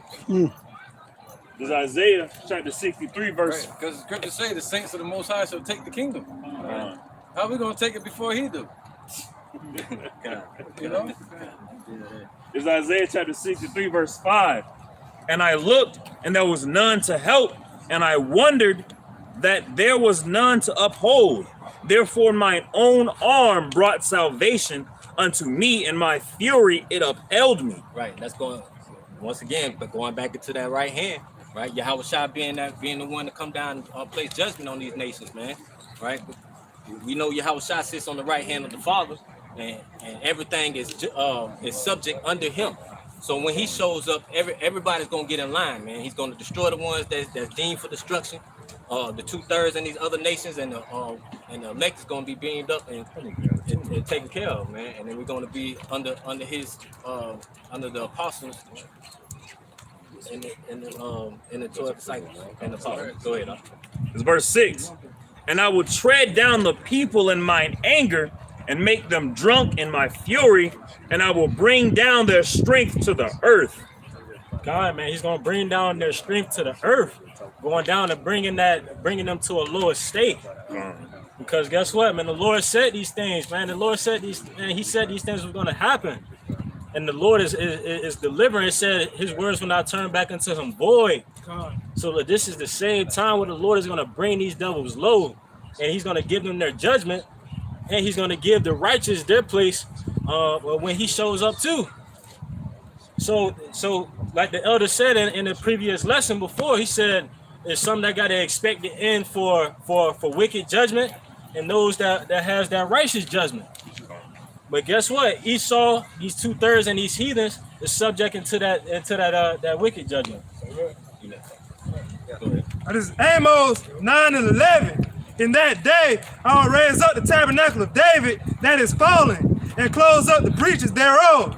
And I will raise up his ruins, and I will build it as the days of old, that they may possess the remnant of Edom, and all the heathen which are called by my name, saith the Lord that doeth this. And that's what's going on. The Lord is going to rebuild the tabernacle of David. Because right now, our people are in the lower state. We at the bottom of society being trodden down by these nations, these Gentiles. But the Lord said he's going to raise us up in the tabernacle of David that's fallen and close it up so we won't fall again. We're going to be in them new bodies where we can serve righteously. And then we're going to be in a position to where we can possess the remnant of Edom and all these other nations and rule the world righteously. And that tabernacle is being built right now, man. The Lord said, Yahweh Bashim Yahweh say, he say his tabernacle is with men, man. And right now, hey, that the Lord Yahweh Bashim Yahweh is preparing the table in the midst of our enemies right now in order for us to be able to build up and gain that spiritual nutrients in order for us to be able to fulfill out those things that he wants to fulfill those things out that has to come to pass, man. In better words. Doing the work. Come To say he that doesn't work don't eat. Right. So how can we eat? You know, if we took Esau into slavery right now, we wouldn't be deserving of that. You know, because it's still not known who the elect are. Right. You know, we're still fighting to attain unto that righteousness. And when we're made righteous and we've done the work that the Lord said to do, that's when we're well deserving of it. That's when we're deserving. He said, be not, what's scripture say, not that your name, not that you, Which your spirits are subject unto you. Thank you. Yeah, But your name written in the book of life. But your name is written in the book of life, meaning you're forgiven for your sins. That's the goal. Not that subject spirits are going to be made subject unto us. You know, we could have that first, but then what if our name wasn't written in the book of life? That's the scary part. And, you know, and that's where we find eternity at.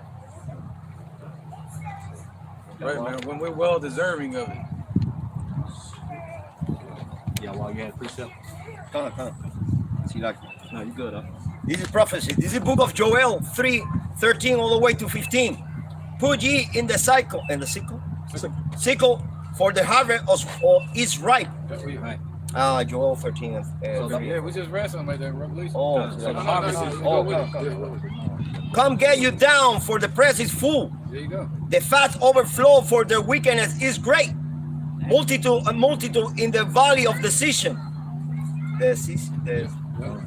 For the day of the Lord Yahweh Shai is near in the valley of decision. Yep, Jehoshaphat. That's what the Lord going to judge them nations.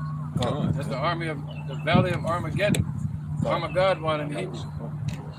Yep, Yahweh Shaphat, which means Yahweh's judgment. That's when he's going to judge these nations at. He's bringing all those nations together right now, even over there in Ukraine, to start fighting all these armies. You know, while the economy's falling here. It's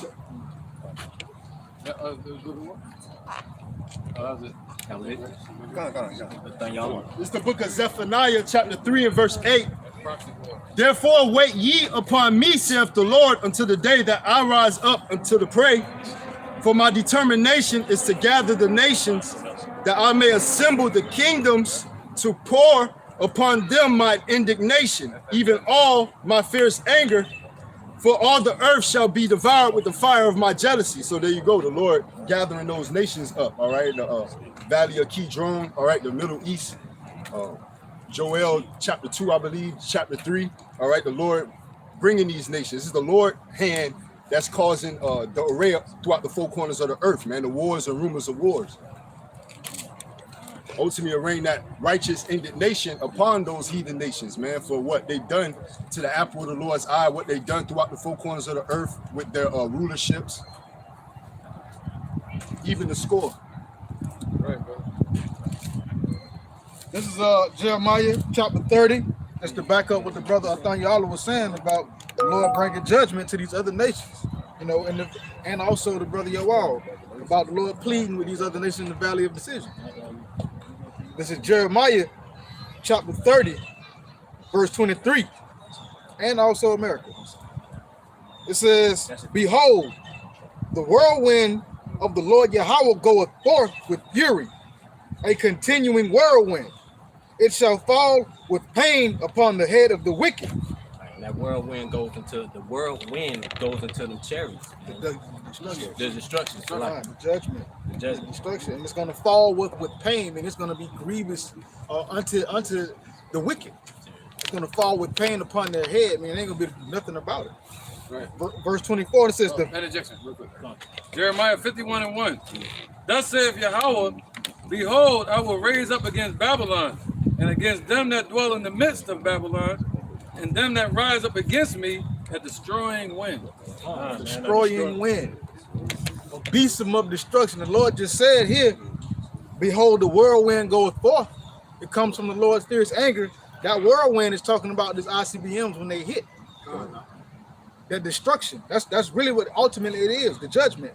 For verse 24, the fierce anger of the Lord Yahweh shall not return until he have done it, and until he have performed the intent of his heart. In the latter days ye shall consider it. So this destruction, this judgment that's coming, that the brother Arayala and Akim have been bringing out and talking about, this is going to come forth until it performs or happens the way the Lord intended it to happen. It is not going to return. So when the Lord pour out his fury, it ain't going to be no, oh, well, it's too much, well, let me hold back. No, the Lord finna pour it all out. He's finna go all out, and it's gonna happen according to his will. Right. That was it. I got one more, but Okay, real quick, I want to interject with that thought. Zephaniah 1 and 14. He might, that priest, the other one might still be hot. We'll see. Zephaniah 1 and 14. The great day of Yahweh is near. All right, so everybody need to wake up and repent. Because the great day of Yahweh is near. What's that? World War III, ICBM missiles, destruction. All right. It is near and hasteth greatly, so it's moving quick. You see things moving fast. All right. Even the voice of the day of Yahweh, the prophecies, and the mighty man shall cry there bitterly. So everybody that think they tough in this society, the police, the gangsters, the gangbangers, you know, the mad dads, the angry boyfriends of these women, you know, Esau, muscle-bound people, you know, whatever you call these people, military. All right, so the mighty man is going to cry here bitterly. All right, what does the man do when they lose family, when they can't protect anymore? When it's out of their hand, they're going to start lamenting, you know? They're going to start crying out. Yeah, it look like Jean-Claude Van Damme out here. He was on Bloodsport. Yeah. They got the shit thrown in his eye. All right, so it says the mighty man shall cry there bitterly, man. So it's gonna be something real heavy to break down strong men. All right, the day is a day of wrath, a day of trouble and distress, a day of wasteness and desolation, wasting of life, man, and land. Everything gonna be destroyed out here. A day of darkness and gloominess, a day of clouds and thick darkness. That's from the ICBM missiles. A day of the trumpet and alarm against the fenced cities, against the high towers, man. So all against America's defenses. You're gonna hear alarms going off in the cities, just like they do over there in Israel when they're getting attacked by the Palestinians. You hear the alarms raising off, or in South Korea with North Korea. All right. And I will bring distress upon men that they shall walk like blind men. Nobody gonna have any answers out here. You know, all these damn Egyptologists, these preachers, everybody that's acting like they leaders, they're gonna hide, run and hide, tuck tails. Because they have sinned against Yahweh, right? They're not gonna have the answers. And their blood shall be poured out as dust. That goes into what we just read earlier. They're gonna increase with fatness. So it's gonna be blood is gonna be like nothing. It's gonna be dumped all over the place. All right, but in the beginning, blood was precious. It's the life source of the human being. But it's gonna be nothing in these times, man. All right. Their blood shall be poured out as dust, and their flesh as dung, man. So their flesh is gonna be left out in the street like a damn turd from a dog. It's gonna be disintegrate, decompose with the flies and with the insects, the same way poop does. All right.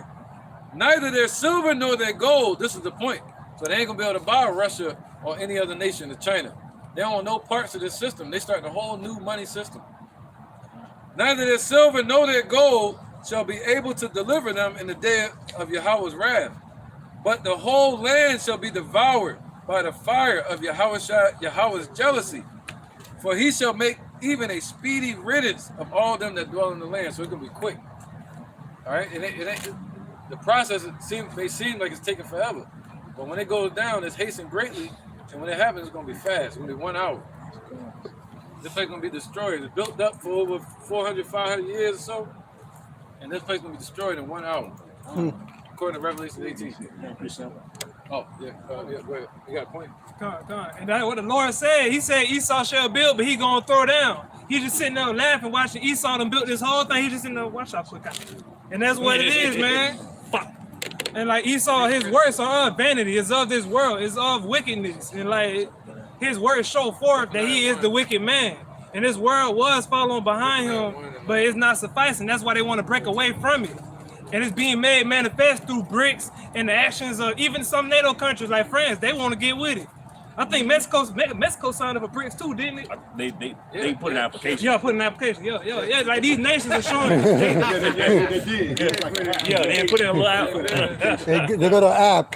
And these nations are tired of the foolishness of Esau. They want to break away from it. But the Lord is the one that's going to get him out of the way. That's the point. Yeah. But we're waiting on his timing. Yeah. Got a They precept. went out, boy. They ain't went in. This is the book of Obadiah, chapter 1, verse 8.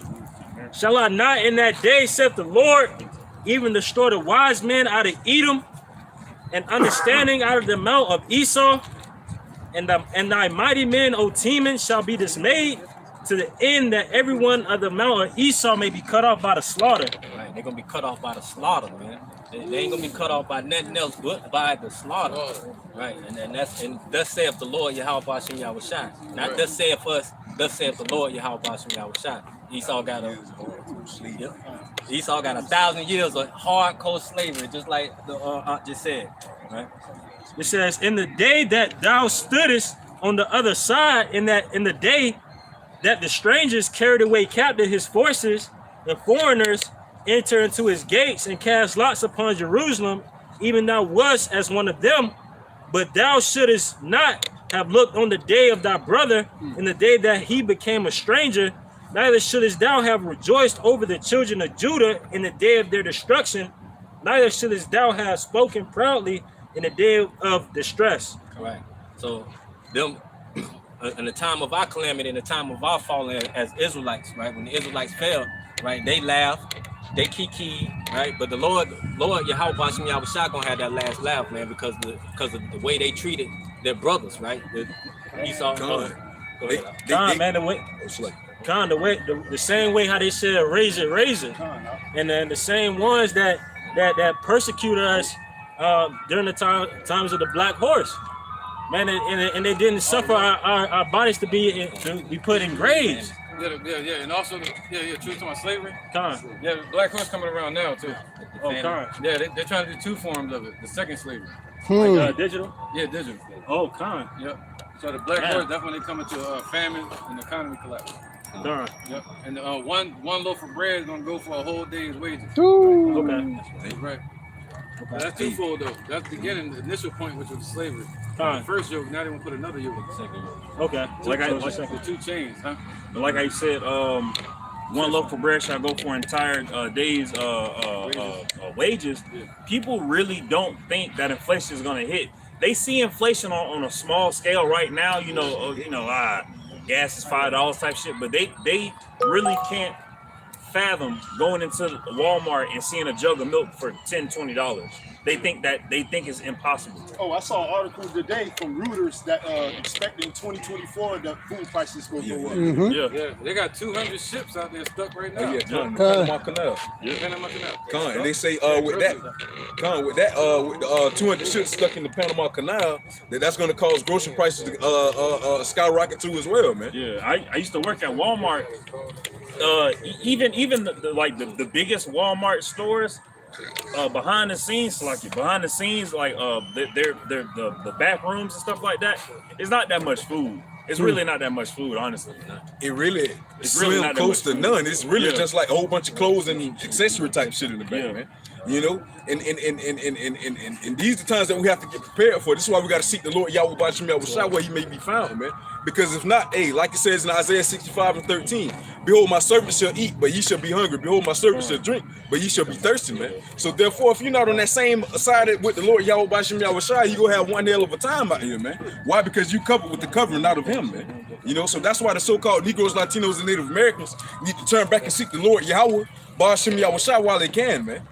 Or else he's going to tell you to go and cry to the gods which ye have chosen. Let them deliver you in the time of your tribulation, all right? Once that grace period is closed, man, you know?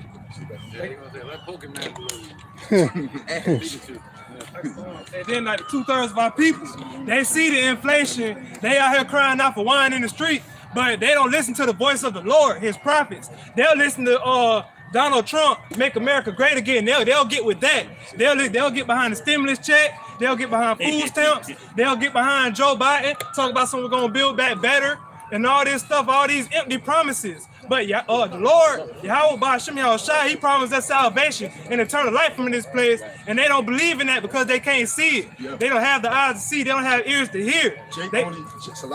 No, you got it. But like they want to go for the glitz and the glamour of this world, the shine. They want to adorn the flesh. They can't see the spirit, so they don't want to adorn the spirit. But they see, but at the same time, they want to try to put their trust in this place that they see falling. And they want that's what's gonna happen. They're gonna fall with Esau because of this. That's why King David said, let their table become a snare, because they're trapped into this place because of the glitz and glamour that they're chasing after. Esau's dainties. That's not but like the Lord's bread gonna cause them to be filled, but they don't want to be filled. They want to keep fulfilling the lust of their flesh, which is a race that they ain't gonna never win. God, man, because they made that covenant with hell and death, and because of that, sorrow's gonna follow thee. I think it said hell's gonna follow thee, right? Because they made lies their refuge, and because of that, they have a judgment for that. You want me to get that last verse on? All right. Obadiah, Salakia, verse 15. For the day of the Lord is near upon all the heathen, as thou hast done, it shall be done unto thee. That reward shall return upon thy own head. Right. Esau, Edom, that reward is gonna be returned to your own head, man. Everything you done to us, everything you done to our people, the Negroes, Latinos, and Native Americans, and the speckled bird that's spread abroad, right? All that's gonna be put back on your head, right? All of this stuff here, right? Beating our people, right? Feeding our I don't even know if I can say all of that, but yeah, just all the evil stuff y'all did. Feeding our Gonna be people put- abominable food. I was gonna say feeding our people, children, the gators. Go ahead. And also everything that Esau has done, or the nation, native, you know, you have done to our people, you're gonna get it back double. The Most High made even triple it, 100 times it. You deserve it nothing. And that's his righteous indignation, because they touched the apple of the Lord's eye. It was a time for an end of our captivity. But Esau so greedy, he said, no, we gonna hold on to y'all. We ain't going down. And even now, that country falling, Esau ain't going down without a fight. He ain't putting up much of a fight, but he gonna try to fight the Lord. Hey, that's with violence, man. This place gonna go down. The scriptures say. And that's like, this earth is like a womb. The same way you born through much tribulation, the woman, like this word, like we're going to be brought into our kingdom through much tribulation. And we're seeing the tribulation. We're hearing wars, rumors of wars, nuke talk, all these ICBMs being dropped, tested, this, that, the third, Ukraine. Even here, it was just a shooting last week in Jacksonville. And we see all this going on, but the 2/3 of our people yet still want to put their trust in this place. They don't want to repent and turn to the Lord. Our salvation is drawing nigh, the so-called Negroes, Latinos, and Native Americans who don't want to repent to Yahweh Ba'Shem Yahushua, Yahweh being the Father, and Yahweh being the Son. They want to trust in the darkness of this place and grope around in the darkness when they see the light that's shining on the way out. We're gonna start off with the precepts and run them down if y'all good. Go ahead. This just to back up what the brother Ricard brought out, you know, about Esau getting doubled and the Lord really taking him down. This is Jeremiah 51. This is Jeremiah 51, verse 25.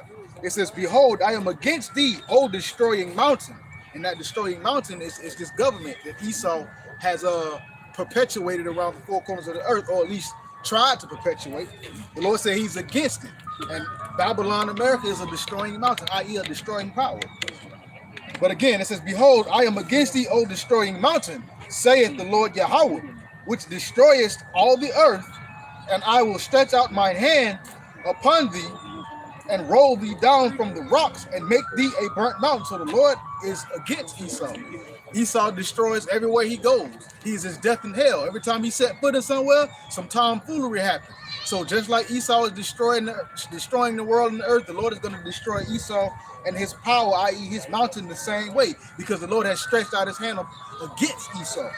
And he's going to roll Esau down from the rocks, from his high place, from his lofty spot, and make him what? A burnt mountain, a burnt power. And that's going to be literal in the kingdom, because after 1,000 years of servitude, it's time for Esau to be gone. Bye-bye. Bye. The Lord is going to help Esau finish with all his living. Mazan Barak. Y'all got done. Good.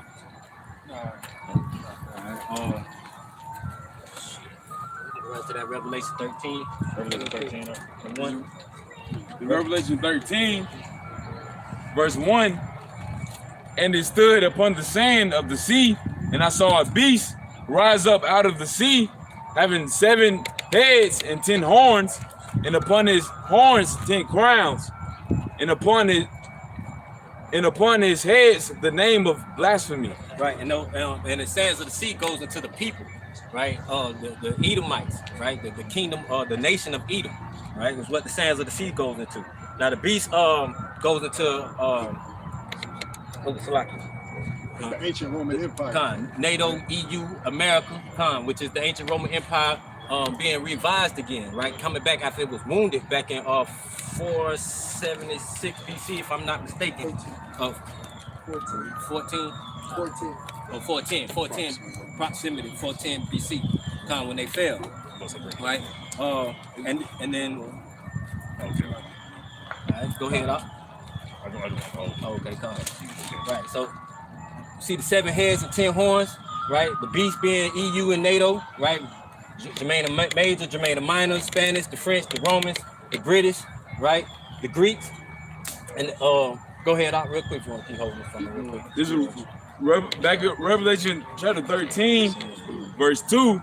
And the beast which I saw was like unto a leopard, and his feet were as the feet of a bear. Right, now leopard represent Alexander.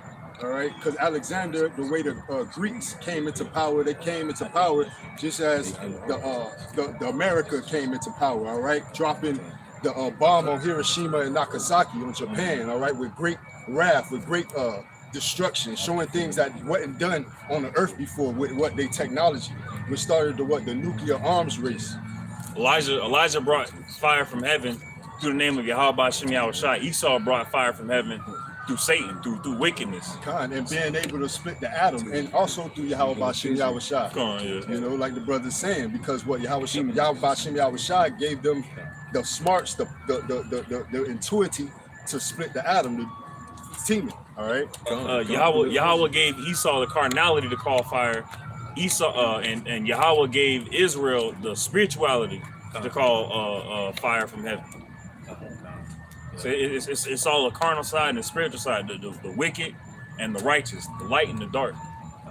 And the same way that NATO and the EU was created for wickedness, that's the same way that the BRICS was created. It was created to bring down this dragon, but ultimately it was also created for wickedness and vanity as well. And that's going to be done away with through the establishment of the government of Yahweh Shem Yahushai. Right. You want me to keep reading? Yeah. Keep reading. We probably don't end that to this, man. Unless anybody got some more precepts. You got it. Ready? Yeah, come on, you go and bring it out. All right, this is the book of Psalms, chapter 133, and I'm gonna start at verse 8. Let all the earth fear the Lord. Let all the inhabitants of the world stand in awe of him. And that's what this upcoming destruction is gonna be. Everyone is gonna stand, you know what I'm saying, in awe at Yahweh Ba'ashem Yahushai, because the besom of destruction that he's about to bring, man. It's gonna be, you know what I'm saying, so holy. It's not gonna be like no other destruction that was upon this face of the earth, man. You know what I'm saying? And it's gonna tarry for a day, man. All right, this is on verse 9. For he spake, and it was done. He commanded, and it stood fast. And that's, you know what I'm saying, our power. Yahweh Ba'ashem Yahweh Shai, man. He spoke everything that you see before your eyes in existence. If that's not power, I don't know what is, man. And just he's also using Esau, you know what I'm saying, just like the brothers was talking about, you know what I'm saying, to basically split the atoms and make the, you know what I'm saying, the nuclear bombs, you know what I'm saying, for his own device. That's again how our power is showing his power, man. You know what I'm saying? All right, this is on verse 10.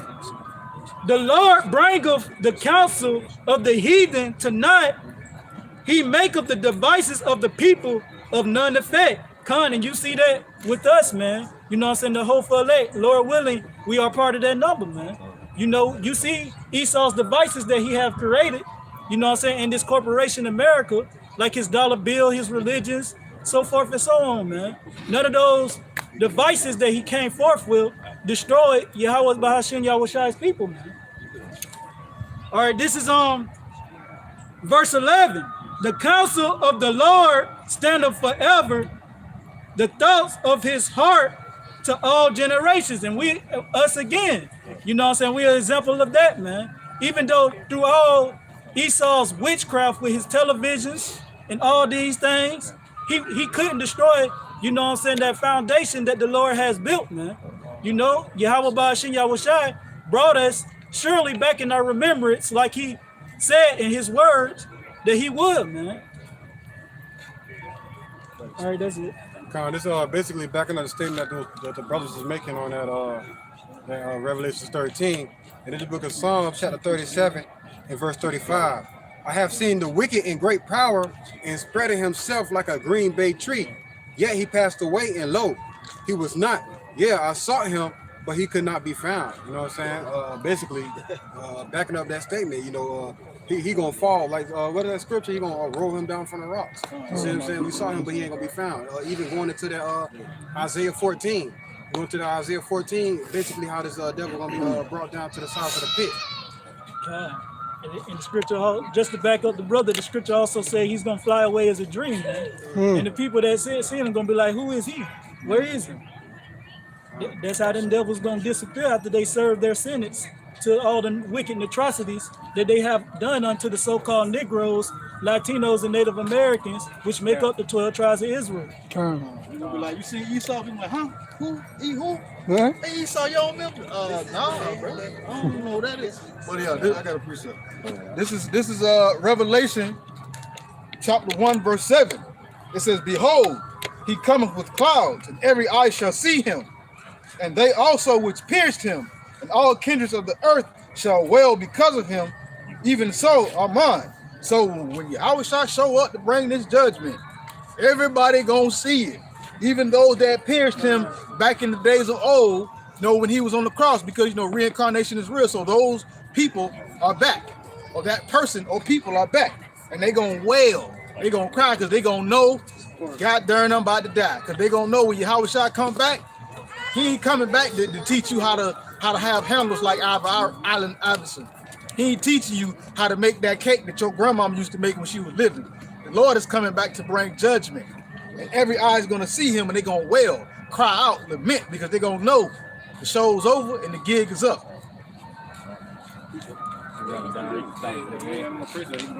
Jeremiah. It's Jeremiah 49 and 10. But I have made Esau bare. I have uncovered his secret places, and he shall not be able to hide himself. His seed is spoiled, and his brethren, and his neighbors, and he is not. And that's ultimately, hey, the Lord has, that's why the Lord has to cut them off, all right? The Lord has to bring back the divine intervention. He has to bring these nations throughout the four corners of the earth in battle and array to bring the third war's war, all right? The last war. And he's ultimately exposing Esau for who he is. You can read about that in the book of Nahum, how the skirt is being lifted. He's being exposed of being what the physical counterpart of the spiritual demon Satan. All right, because the Negroes, Latinos, and Native Americans are the Israelites according to the Bible. All right, the father name is Yahweh and the son name is Yahweh Shai. All right, but he's not going to be able to hide himself. All the things that he's done through the time period, through age after age, the Lord is coming to judge them for it, man. As they thought they forgot that they wasn't going to have to pay for it, man. Revelations 13, verse 9 and 10 states what? Those who leadeth in captivity shall go into captivity, man. And we're in the times of the revealing. And the Lord Yahweh Bashim Yahweh Shai is most definitely letting that be revealed right now. Why? Because you got 2/3 of our people, the so-called Negroes, Latinos, and Native Americans, think, oh yeah, man, Esau, all that's done away with, man. That was in times of slavery, this, that, and the third, whatever the case may be. But hey, we're in a more modern time of that same thing that you're talking about, man. They're still doing the same thing right now, you know. So with that being said, hey, like Scripture say, hey, we're not ignorant of Satan's devices, man. So the things that he's doing, we're not ignorant of it, man. We're all knowing, all right. Hey, anything secret or manifest, them I know. Why? Because the spirit I've taught, wisdom have taught me, man. So like you know. Like you said, they said, oh, that's back in the Bible days. Well, we still in the Bible days. We're just in Revelation now. Come. This is Ezekiel 35:5, and it says, because thou hast had a perpetual hatred and hast shed the blood of the children of Israel by the force. Just like the brother Athanyala was saying, man, they've been doing this all throughout generations, man. Committing different atrocities to the so-called Negroes, Latinos, and Native Americans, all right, which are the true Israelites of the Holy Bible, all right, and those wicked things that they have done to us is not going to go unpunished, man. You know why? Because they love blood, and guess what? It's blood that you're going to receive, man, and it's not going to be ours; it's going to be yours, man. By the force of the sword, in the time of their calamity, in the time that their iniquity had an end. Therefore, as I live, saith the Lord Yahweh Bashim Yahweh Shai, I will prepare thee unto blood, and blood shall pursue thee. Come on, man. So the Lord Yahweh Bashim Yahweh Shai is going to prepare you to blood, and blood is going to pursue you, man. Why? Because you've been chasing after it all this time, all right? So therefore, it's going to catch, it's going to flip around and come after you, man. So therefore, hey, the sword is on your ass now, man. You know? All right, hey, just like the bishop said, damn, them tables do turn, man, and these tables are turning right now, man. All right, and they're about to be set, all right? You know, so with that being said, hey, the things that you have done is going to be brought right on, it's going to be brought right back unto you, man. You know, God.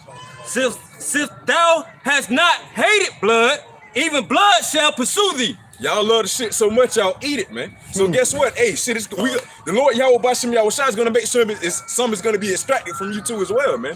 As the elder was speaking on earlier, man. Hey, he's gonna be that one in the wine press, trotting all of it out, man. You know, hey, how you make wine, you gotta get in the barrel and stomp on it, man. And the Lord Yahweh Bashim Yahweh Shai go walk all over y'all ass, man. Cause y'all done went past, not sitting, it's like y'all didn't go past, y'all done did too much of this wicked shit, man. It has reached into the heavens, man. Come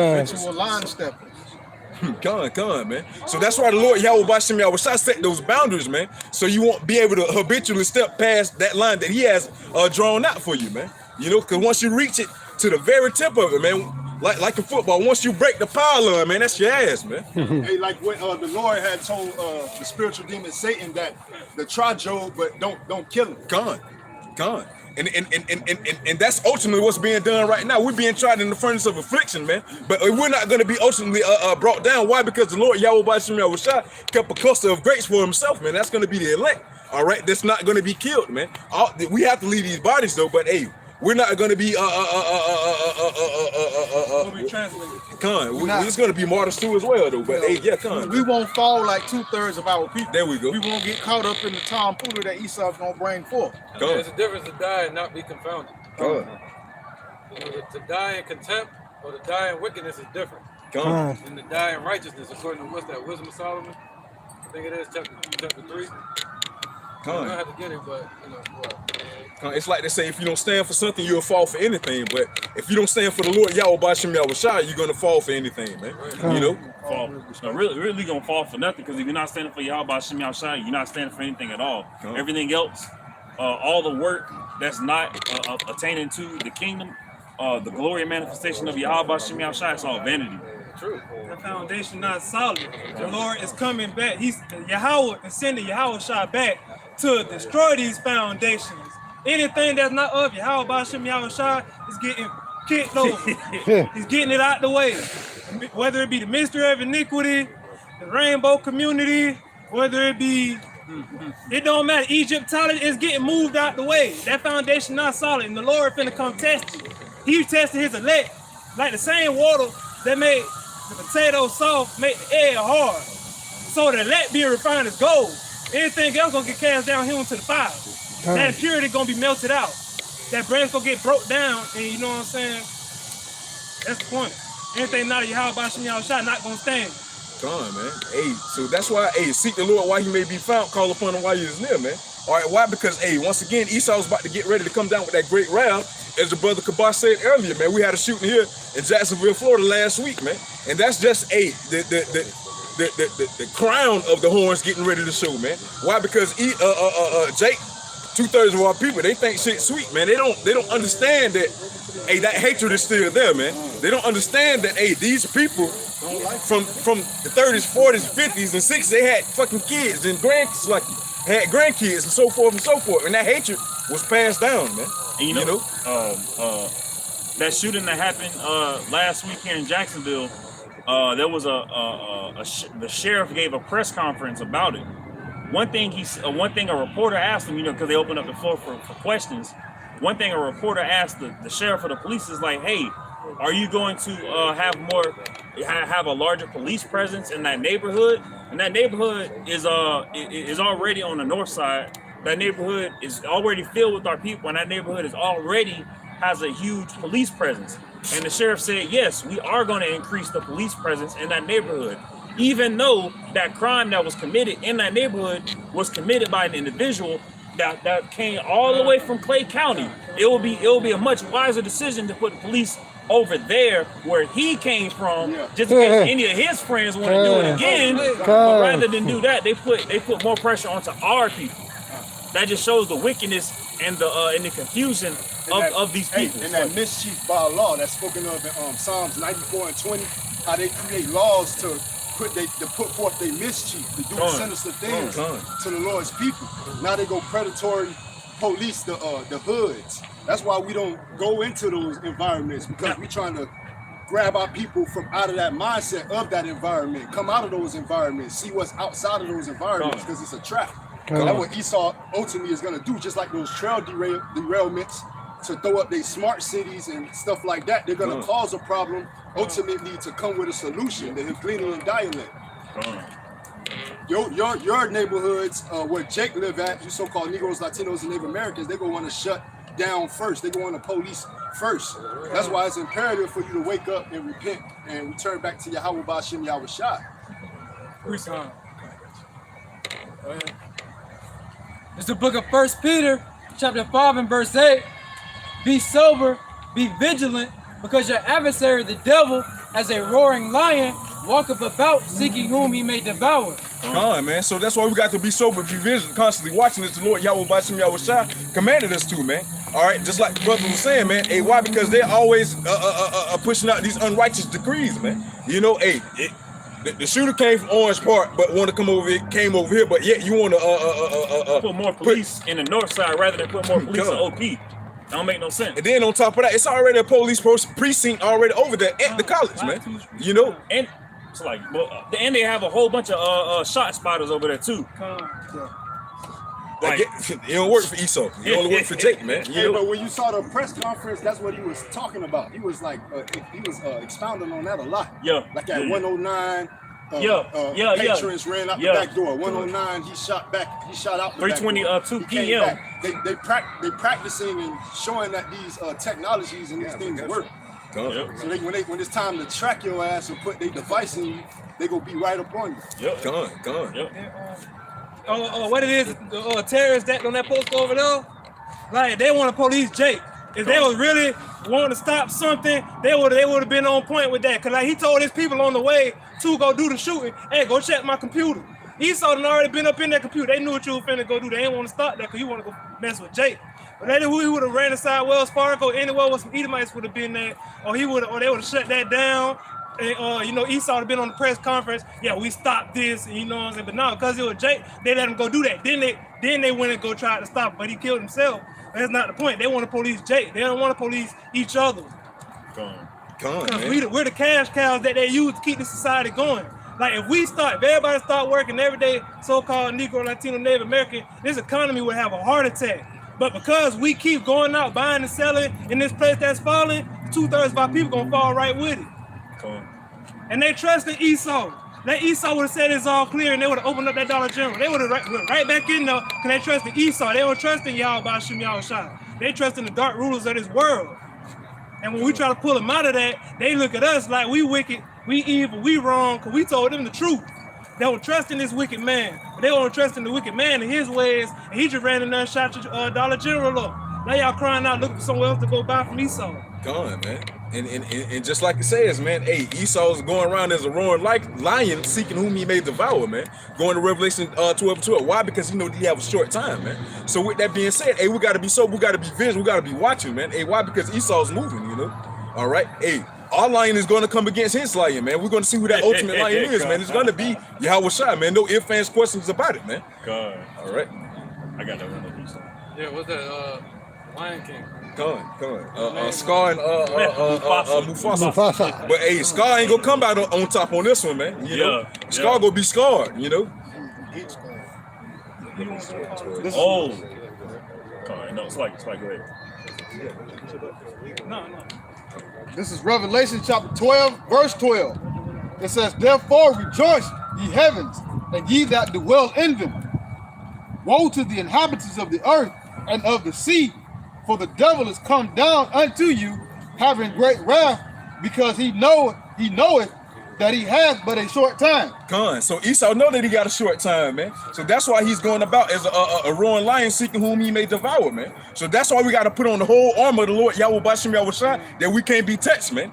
We can't be messed with, all right? Why? Because it's an impenetrable armor, man. You know, it's like just like in like if you working out or if you boxing, you know, you'll be boxing, and once you hit that bell, that for 10 seconds, it's like, all right, I gotta go hard for the last 10 seconds.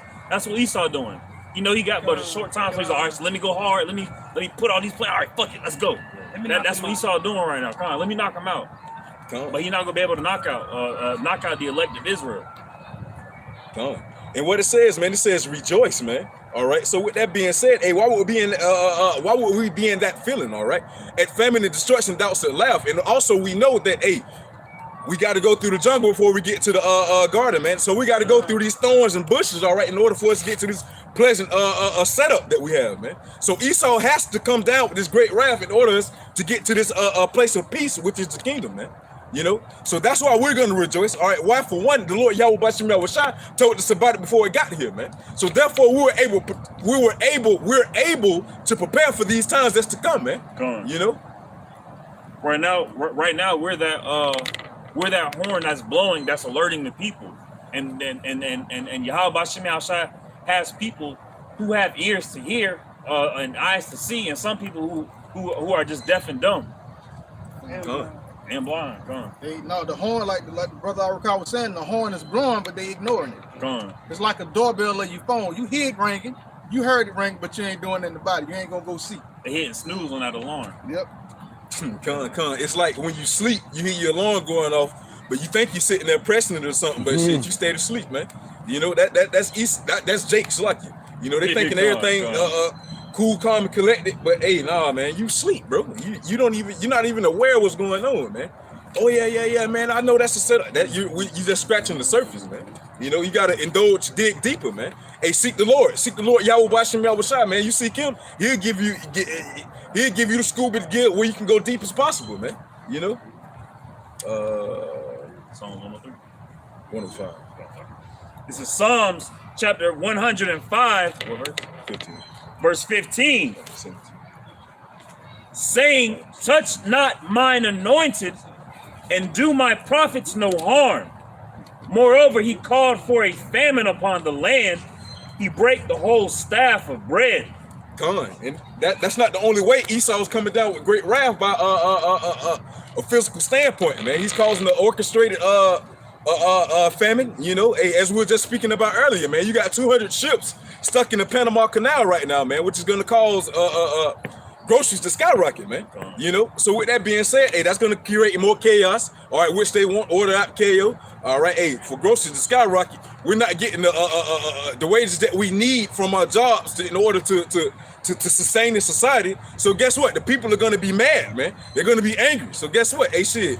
We don't got it. We gotta come get it, man. You know, they're gonna grab it. Like it says in 2nd Ezra 15 and 19, man. It's gonna be a dog eat dog time in that, man. A man should have no pity upon his neighbor, man. Why? Because of lack of bread. Roughly paraphrasing. Really quick, at the last UN meeting, there was a survey. They asked all the questions. Do you think food is a right? All the countries in all whole entire earth, they was like, yes. The one country that said no was America. They said food is not a right. Food should be governed by the government. It should be divvied out. This person gets food, this person don't get. They don't believe that food is a right. So with that in mind, we understand the way that this wicked government is operating. Right. This is 2nd Ezra chapter 7, verse 18. Nevertheless, the righteous shall suffer straight things and hope for the wide. So we're going to go through what? Affliction. And we're hoping for the kingdom. You see that? For they that have done wickedly have suffered the straight things, so 2/3 going to suffer as well. So they be like, well, you're going to be here with us. Well, we're hoping for the kingdom. Hey, if I may add on, y'all, they going through it with no foundation though. We have something that we're standing on while we're going through it. We're going through it for righteousness' sake, man. Y'all going through it for ignorant stupidity's sake. Why? Because this knowledge and wisdom was presented unto you, but yet you chose to denounce it, man. You chose to push it away. So yeah, you're gonna be out here suffering, not necessarily for no reason, man. Why? Because it's prophecy, but hey, and all in all, it is. Dude. Yeah, again, people watching, they probably believe. We're praying for the cool wind to surround us in the midst of the furnace, while everybody else is praying for the furnace to subside. We're just praying for a cool mist about us in the midst of the furnace, because it's gone. So I'll leave that there. We're praying for the Lord's judgment to come. Gone. We're praying for them to turn up the heat so the Lord can show his mercy and show his power. The scriptures say the Lord's strength is made known in weakness. So we want them to bring down their wrath, because we know the Lord ain't going to allow them to touch the apple of his eye again, which would be the elect this time. You know, and even if we die in the truth, the scriptures say, "Blessed are they that die in the Lord from henceforth." So to die in this truth is a beautiful thing. But we want to be here to be able to see the return of our Father. I mean, our King, Yahushua. All right, real quick, I'm gonna finish this real quick. Nevertheless, the righteous shall suffer straight things and hope for the wide. So we're going to suffer out here. Yeah, we're going to go through it. But the Lord said at some point, you're going to laugh at destruction and famine. You're going to laugh at it. And hope for the wide. So we're hoping for the kingdom. For they that have done wickedly, 2/3, have suffered the straight things and yet shall not see the wide. So they ain't going to see the kingdom, the ushering in of the kingdom, man. That's 2/3 in this place. This is the book of Wisdom of Solomon, chapter 11, starting at verse 4. Back in the statement that Arka made, you know, how people saying, oh, well, y'all gonna be here with us. It says, Wisdom of Solomon, chapter 11 and verse 4. When they were thirsty, they called upon thee, and water was given them out of a flinty rock, and their thirst was quenched out of a hard stone. Right. For about during the times of Moses. For by what things their enemies were punished, by the same they in their need were benefited. Right, just like with Yahushua. The same thing. All right. So the same way Yahweh struck Yahushua, allowed him to be struck, and the water came up, which is what the spirit coming down from heaven to us. All right, go ahead. Verse 6: For instead of a perpetual running river troubled with foul blood, for a manifest reproof of that commandment whereby the infants were slain, thou gavest unto them abundance of water by a means which they hoped not for, declaring by that thirst, then thou hadst punished their enemies, for when they were tried, albeit but in mercy chastised, they knew how the ungodly were judged in wrath and tormented, thirsting in another manner than the just. You know, basically, he said, the brother Arka brought out how we gonna be here, but they're gonna be thirsty in another manner than the just. You know, we might go through some things from here and there, but 2/3 of our people gonna really go through it because when the Lord called, they refused. You know what I'm saying? What they said, we will not walk therein. You see what I'm saying? So they ain't gonna be in that spirit of what Isaiah chapter 65, my servant shall eat, but you shall be hungry. My servant shall drink, but you shall be thirsty. They're gonna be thirsty in another manner than the elect. Lord, well, I'm part of the number. The brothers, you know, in LIONZ Den. Done, brother. In 2nd Ezra, chapter 9, verse 7, and everyone that shall be saved and shall be able to escape by his works and by faith, whereby ye have believed, shall be preserved from the said perils and shall see my salvation in my land and within my borders. For I have sanctified them for me from the beginning. So this is prime living representation how you obtain salvation, man. Getting out here presenting your body as a living sacrifice, man. Showing the faith whereby you have believed, man. Believed in what? The words that the Lord Yahweh Bashim Yahushua have issued out, man. Like you said, his words should not return to him void, man. So therefore, if you believe that his words are not going to return to him void, you're going to get out here and push those words out so they won't return void, which they're not going to return void, point blank, period. But hey, man, we got to get out here and show that faith that we have in those words, man, that we have in him. The Lord Yahweh Bashim Yahushua, you know. So, hey, this is prime representation of it, man. Then he said they'll be saved from the said perils, like Barak was saying earlier. The Lord said his servants gonna eat, and 2/3 of our people gonna starve. They not putting in work. They not fulfilling the will of Yahweh Ba'ashem Yahushua. They fulfilling the lust of their flesh. And they're gonna go down, and Esau, they're gonna have to drink a portion of that judgment that Esau has coming, because their works are carnal. It's a vanity. They're not doing the things that the Lord commanded of us. They're not focused on the light. They're focused on darkness. And it says, like the faith in the words. They don't have faith in the spirit. They have faith in the flesh, which is here today, going tomorrow. And I get these the second half of this.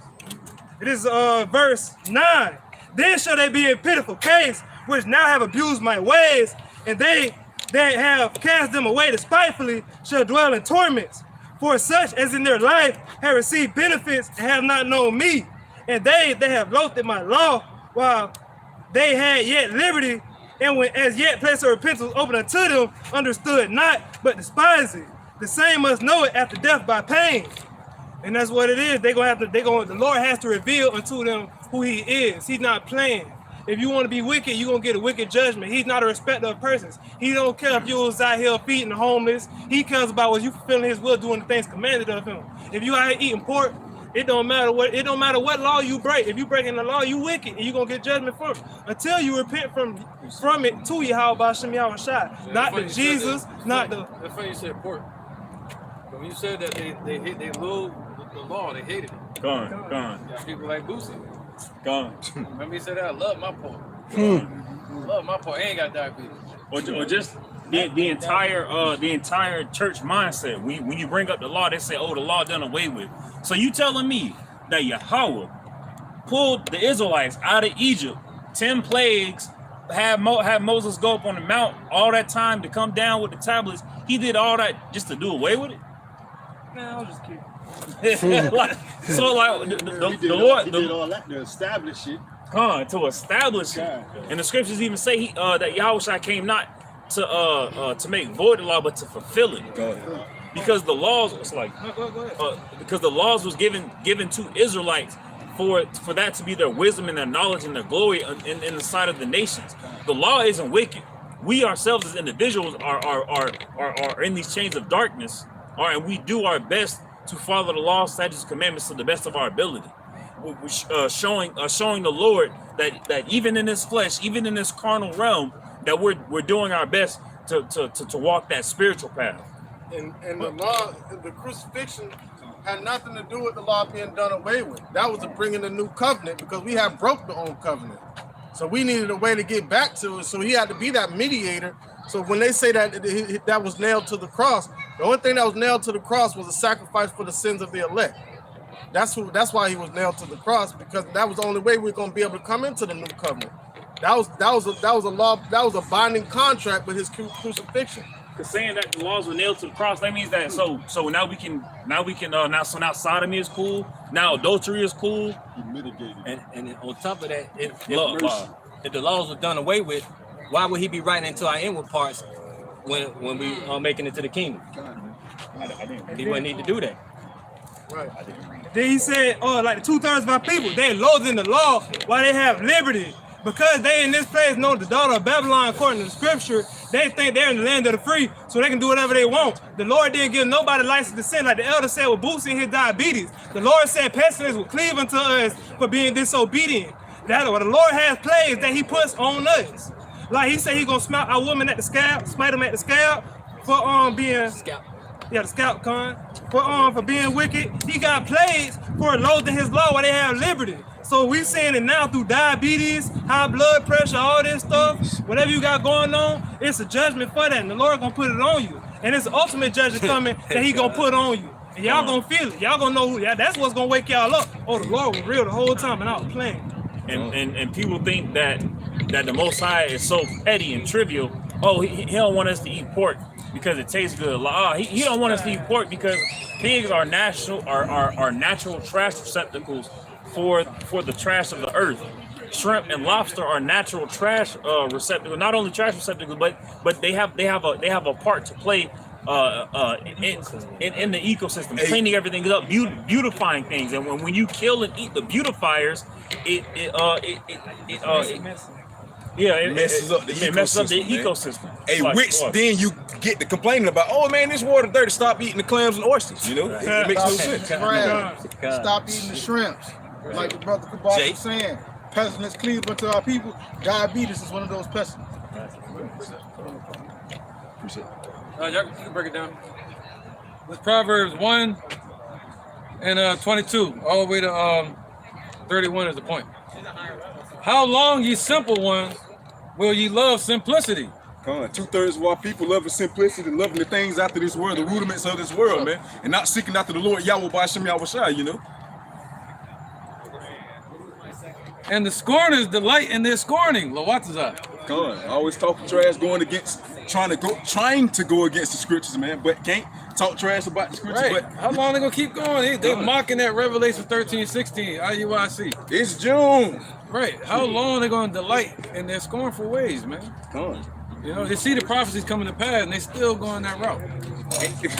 Come on, it's so big right now. They don't even mention it. They ain't even talking about it right now. They ain't talking. Yeah, that's right.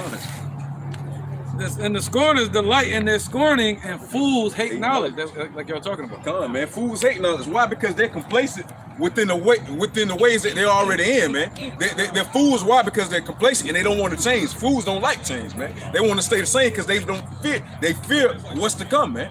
You know. So with that being said, man, and you're going to be destroyed within your calamity. Why? Because the way that you think is right is going to end up to the ways of your death. Like Scripture says, there's a way that seems right to a man, but the end thereof are the ways of death, man. It says, turn you at my reproof. They're being reproved from the prophets. The Lord told us to go out and reprove and rebuke with all long suffering, meaning stay in your patience and teaching to the end. All right, reproving and rebuking our people. I got a question. How can you do either of those if the law's done away with? You can't reprove or rebuke. Because what is the reproof? All right, it's according to the law. And what are we rebuking? According to the law.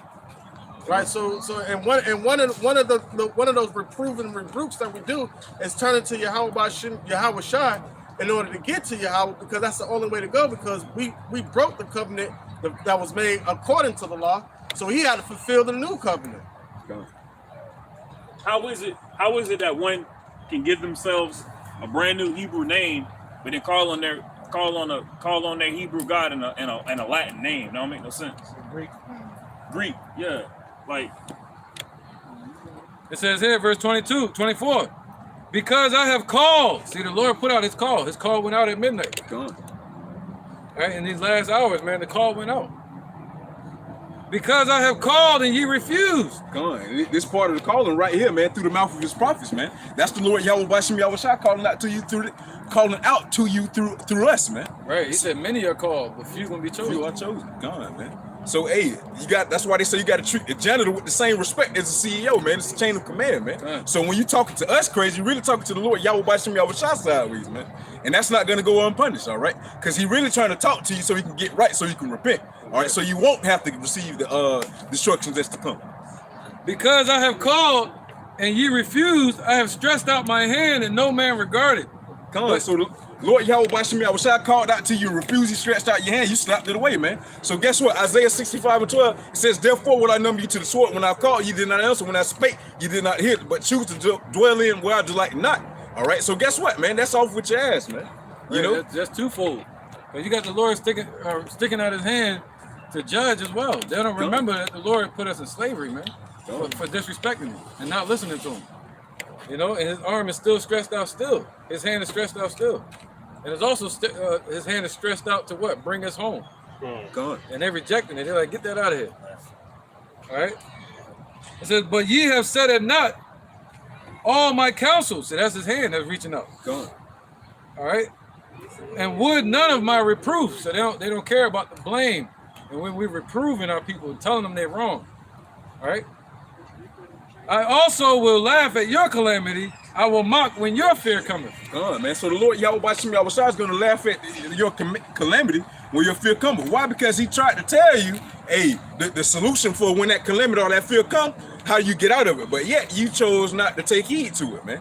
Judges 10 and 13, go and cry to the gods which you have chosen. Let them deliver you out of your tribulation, man. You know? So, hey, once he say that, that's when he gonna be laughing his ass off, man. Hey, literally and through his prophets, man. Yeah, you know somebody bad when they tell you they're gonna schedule to laugh at your ass.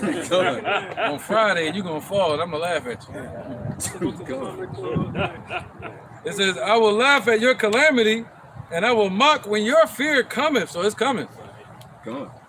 When your fear cometh as a desolation and your destruction cometh as a whirlwind, when distress and anguish cometh upon you. Hey, Salaki, just to backtrack a little bit, he's gonna laugh when your fear cometh, man. Hey, one thing to laugh at, hey, just like me with kids, man. Hey, I told you not to do that shit. Look at you now. You done messed around and found out, man. You know, hey, come on, man. So once you do that, man, hey, the Lord ain't gonna have no choice but to sit there and laugh. I tried to tell you the stove was hot, but you went and touched it anyways, man. So guess what? You mess around with it, you go get burnt, man. You know.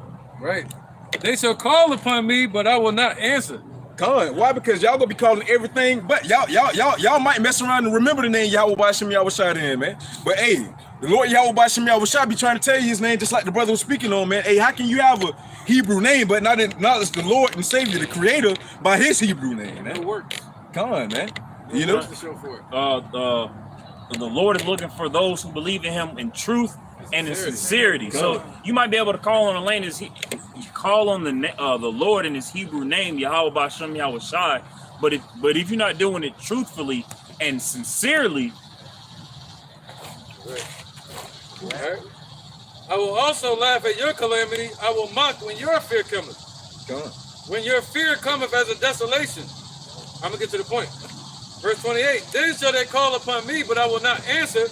They shall seek me early, but they shall not find me. It's gonna be quick. So, you know, as soon as somebody fall in the damn water, the first thing they call out is that Jesus. Even if they Muslim. Right? You say consciously. Y'all know it's a whole bunch of BS. So y'all go to another denomination to call on that God, man. But the true name of the Lord is Yahweh. Look at IUIC. Hey, Con.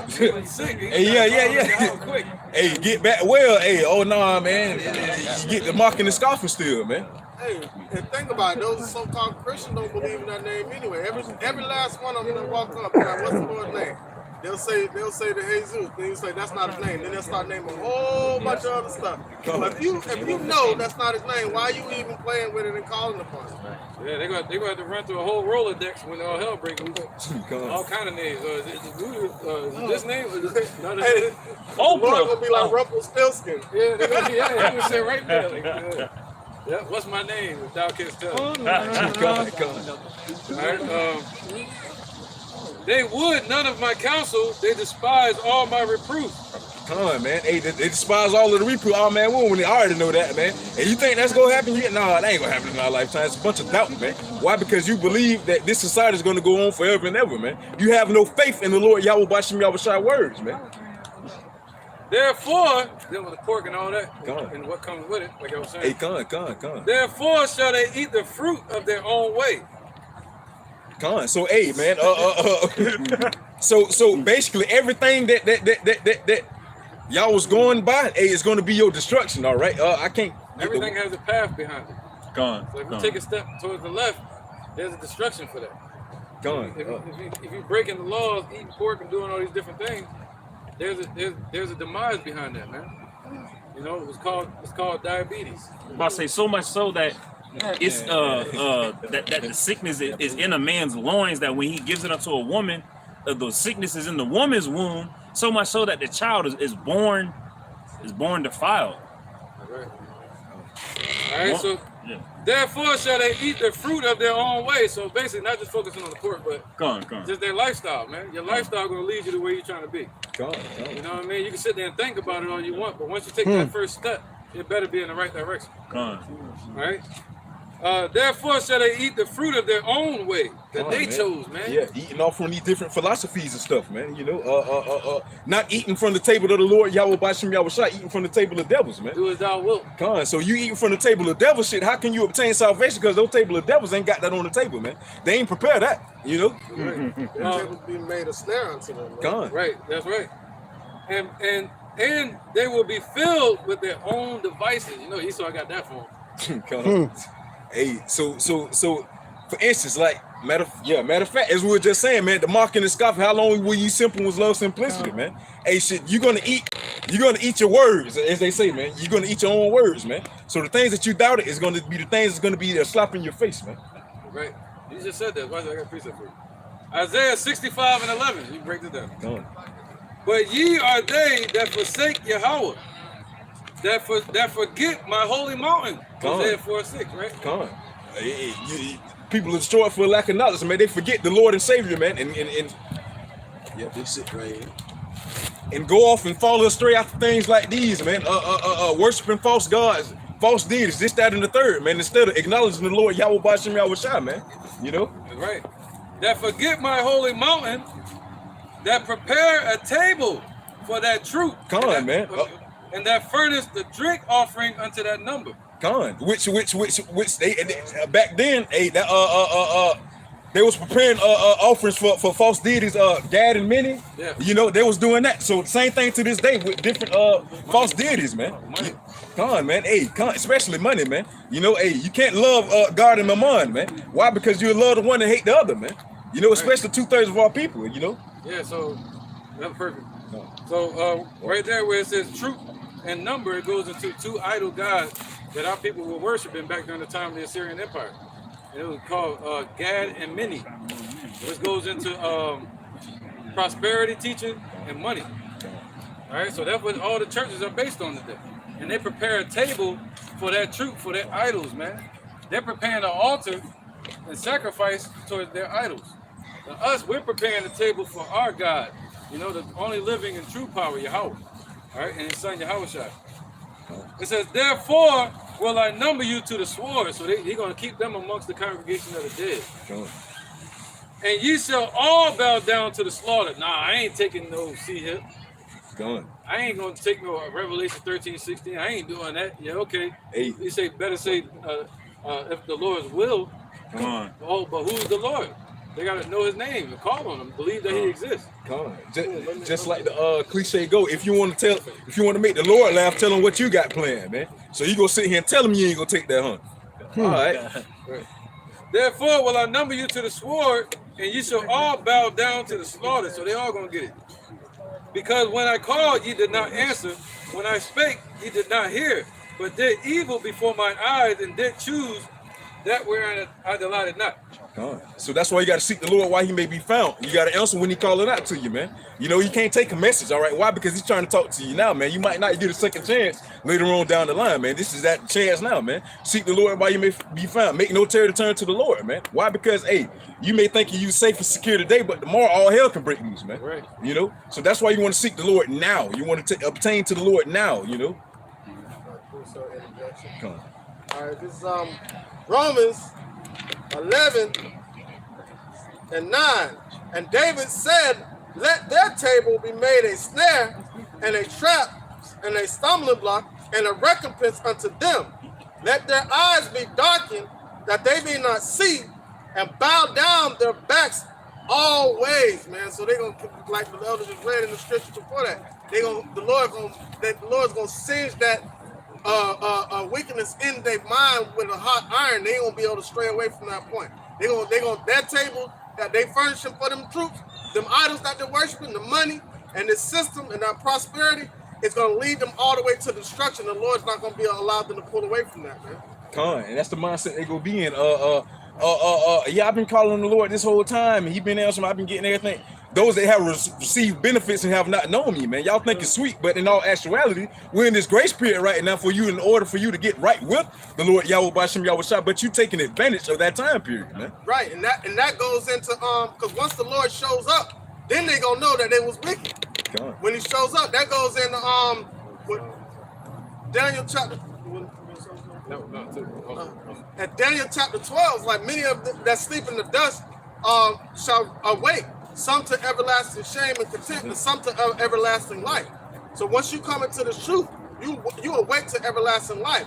But the moment the wicked ones, they gonna stay in that deranged state of mind till Yahweh Shai shows up. Then they gonna realize, oh, I've been wicked this whole time. Two precepts. Well, I can wait till the second.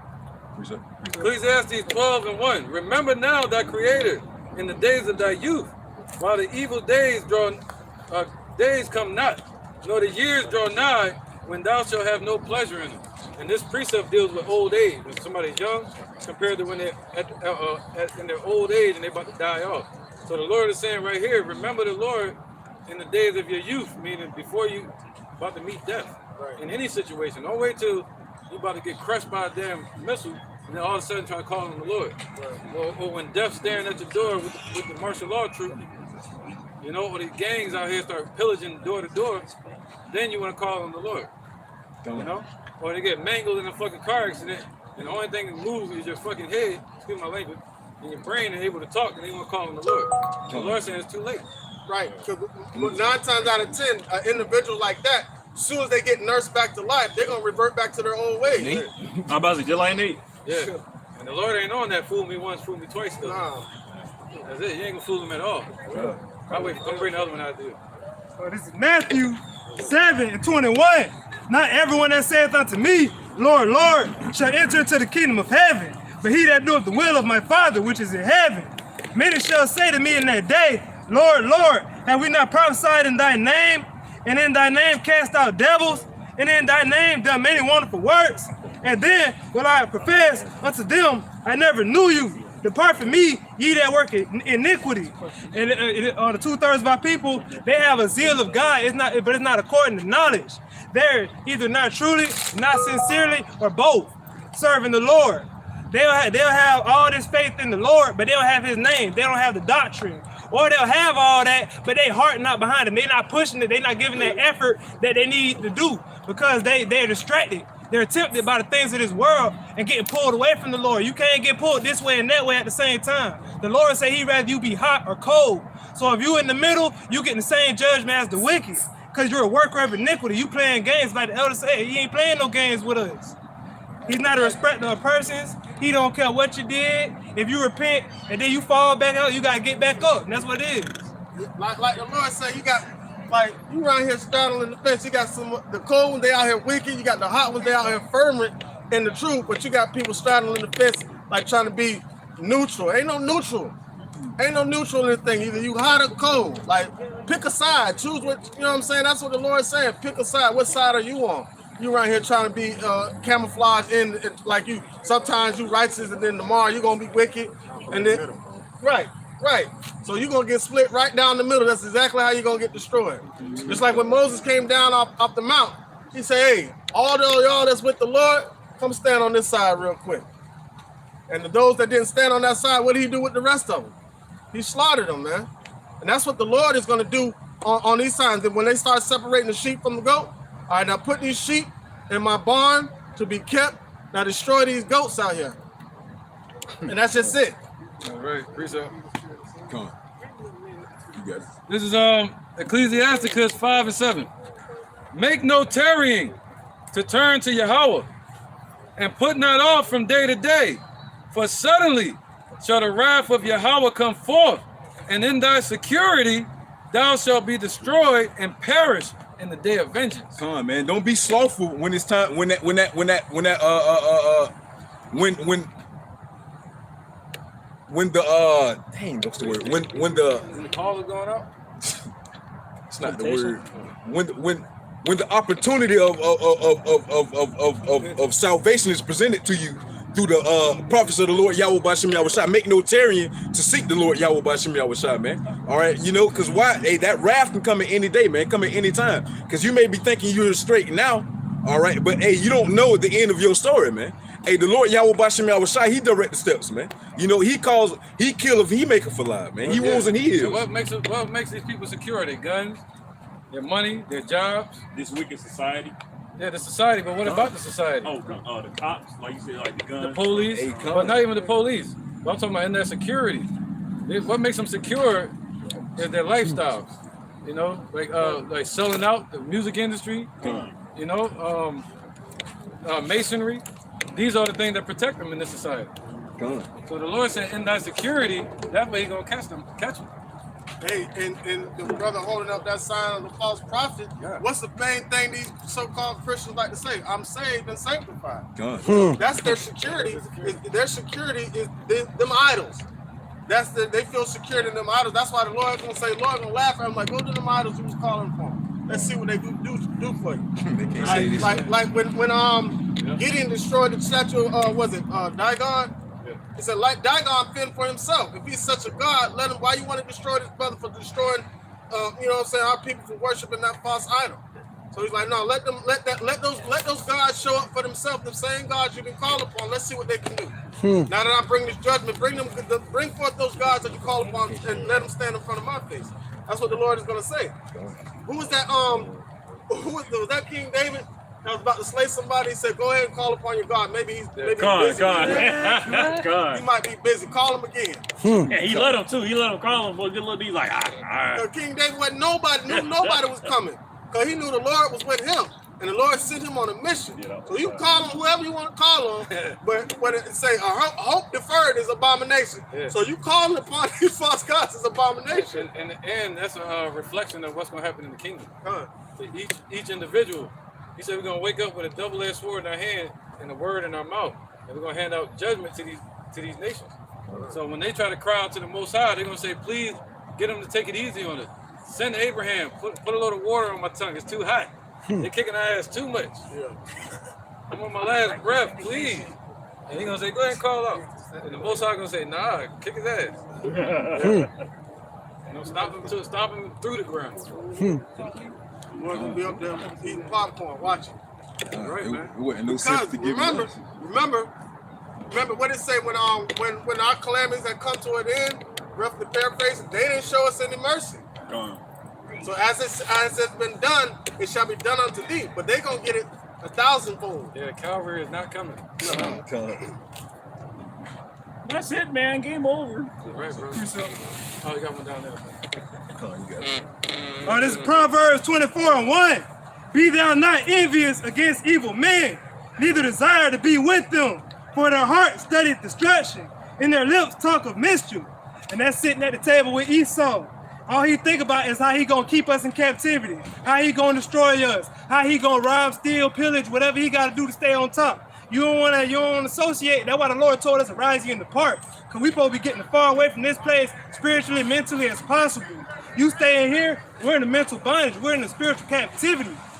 We gotta separate from this place. But the 2/3 of our people, they're cleaving to the evil man. They're choosing the ways of the oppressor. They don't understand that we're oppressed in this place. That we have a yoke of iron around our it's around our arm. Now it's not around our neck anymore, but we're still in bondage. And we need to be free from this. And the only way we could be free is through the spirit of Yahweh B'Shem Yahushua. Hey, read that first part again, Proverbs 24:1. Be thou not envious against evil men, neither desire to be with them.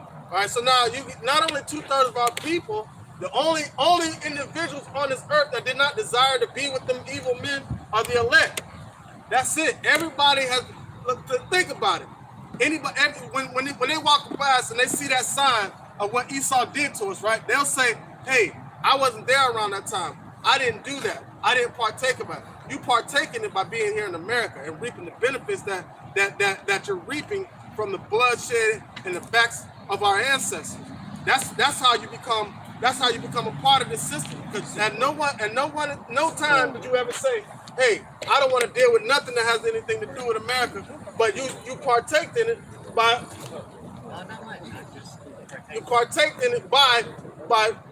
devouring these dainty meats, by living in this society and reaping the benefits. So you're guilty by association, and the Lord's going to keep the mindset on that all the way to the end. But that's not according to flesh either. That's not according to flesh. That's according to spirit. Somebody will walk up and see the sign like the bishop say and be like, that wasn't me. I wasn't around in that time. But at the same time, they have that same spirit of hatred towards our people. They might not put a whip to our back, but they might be a manager at some place and they'll afflict a Jake just because he a Jake. Or they'll do some type of petty something petty towards a Jake individual just for the sake of doing it, because that spirit of wickedness is still within them. They might not have been there around that time, but that malice is still within their spirit. Well, even the ones that don't have that in their spirit, you got some extra nice Edomites that they will never say, hey, I don't want to reap any benefit. They will not cut America off and separate themselves from America. They don't have that in their mind to do it. But that goes into, so they'll try to be extra nice to you. That goes into the dogs trying to lick the wounds, right? So they're trying to, a pity party ain't gonna help. And no wise that any Edomite on this earth said, you know what? I don't want to reap the benefits that I'm reaping because of slavery anymore. Chris Rock said a bum off the street was to trade his life for his, and he's rich, because they don't want to partake in the calamities that they went. Everybody wants to be, when it comes to culture, everybody wants to be so-called African American until you start to get treated like one. And that's the point. Like a black person.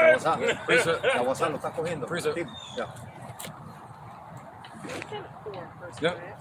This is Sirach. I got two real quick for you. Oh, you got one too? Oh. Well, let's start from here. I'm gonna go to a different real quick. All right, I'll go here.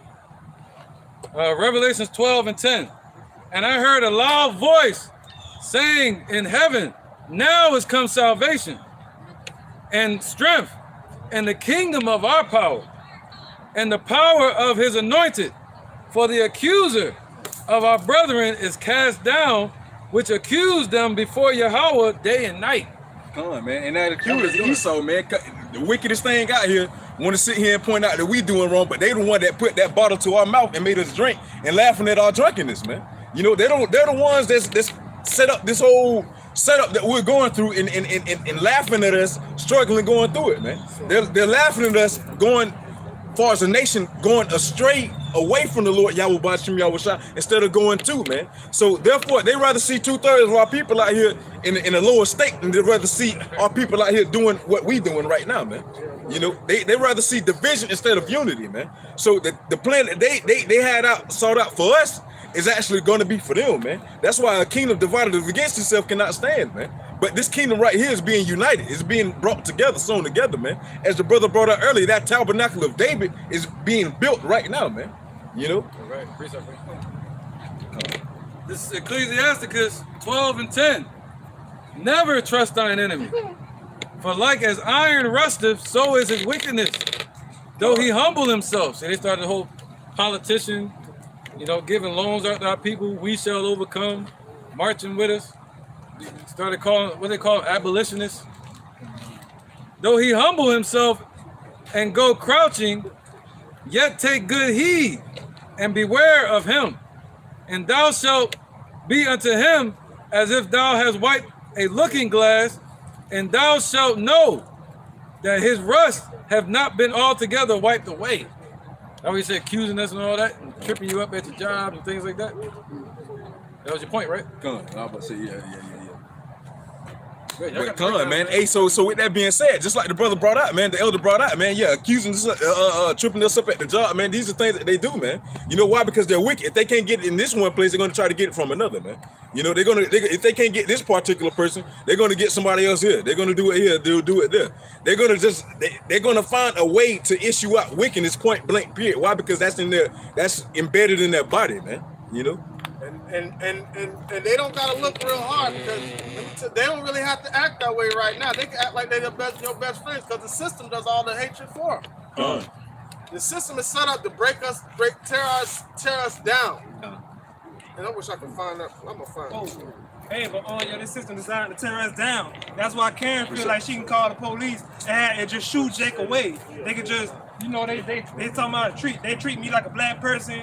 They'll say, oh, you can't afford first class, you better go, or they'll get you kicked out of Starbucks. It's all type of videos of Esau using this system. Like they even use our women. Like they'll get a Jake woman. Hey man, you know you get child support. You know what I'm saying? You give your man out the house or whatever the case may be. They get benefits. They done seeped into our community to where we have division. We can't even get with our woman how we want to get with them out of fear of this system. That let you know it's nothing new under the sun, man. You know, hey, you can't have a man in the house. You know what I'm saying? So if you want these benefits from us, get them out. You know, it's no head in the house, man. That's all they want. Straight division, straight confusion. In the precept.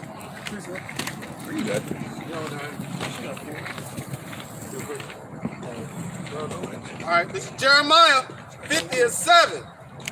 It says, all that found them have devoured them, and their adversaries said, we offend not, because they have sinned against the Lord, the habitation of justice, even the Lord of hope of their fathers. So that's the accuser of our brothers. Look at your people. Them your people, they're down there breaking all your laws. Even though they said they're the ones that set up the system that forces us to crucify the Lord afresh, man. Working on the Sabbath and things like that. And that's also a narcissistic mindset, man. You the one causing the problem, but you want to point the finger at somebody else. You know? So with that being said, like you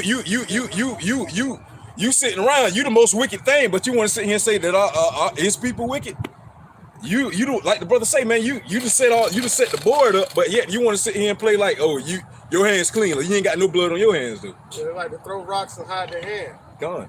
Those stones living in the glass house. Gone. Not throw them back. Precept. All right, somebody can grab Ezekiel 5:16. What the fuck you say? It's Ezekiel 5:16. When I shall send upon them the evil. You want me to start off 15? All right. Ezekiel 5:15. It says, so it shall be a reproach and a taunt and instructions and an astonishment unto the nations that are round about thee.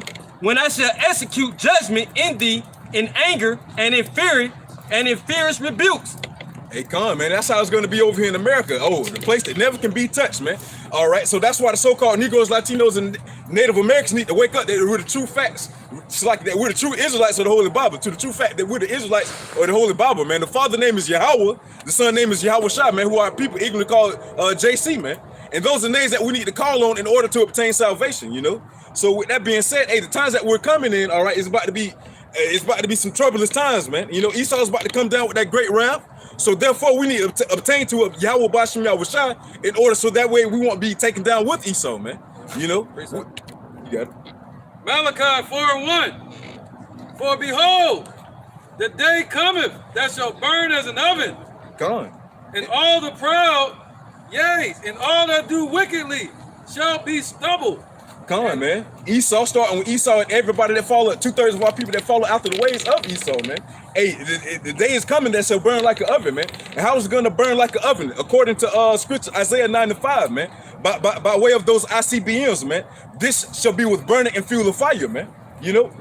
Come on, man. You know? So with that being said, hey, the missiles talked about in Revelation 9:16 is going to be 200 million missiles that's prophesied to hit this place, man. You won't be able to get out of that on your own, so therefore you need to turn back and repent to the Lord Yahweh Bashem Yahweh Shai, those of you that haven't made that way around to doing that yet, man. All right, because that's the only way that's going to be out of, that's the only way to get out of this destruction that's to come, man, you know? And contrary to anybody's belief, nobody is saved yet, no matter how you want to think about it, because the scripture says, those that endure to the end shall be saved. And the day that cometh shall burn them up, saith Yahweh of hosts, that it shall leave them neither root nor branch. So they, so their path is gonna get their whole household destroyed if they don't repent. But unto you that fear my name, shall the Son of Righteousness arise with healing in his wings, and ye shall go forth and grow up as calves of the stall. You know, calves of the stall, they're not in the field. They taken care of. They're being brought into the stall, into the chariot, and getting protected and taken care of, man. Nurtured by the hand of the shepherd. Trigger, like, you know how you had that like that farm animal, what was that? Charlotte's Webs, how she had the pet pig. That's how we'll be taken care of. We're not gonna be treated like livestock or wild Charlotte's animals. Web. That's right. But yep, that's right. And ye shall tread down the wicked, for they shall be ashes under the soles of your feet in the day that I shall do this, saith Yahweh of hosts. Come on, it's like you can break that out one more time before I shot. One more time? Yeah. One more time. The last precept. Oh, the last precept. You got the whole meat on that one. I said just last. We gotta do that one. Oh, you already know. And ye shall, verse 3 again, right? Go.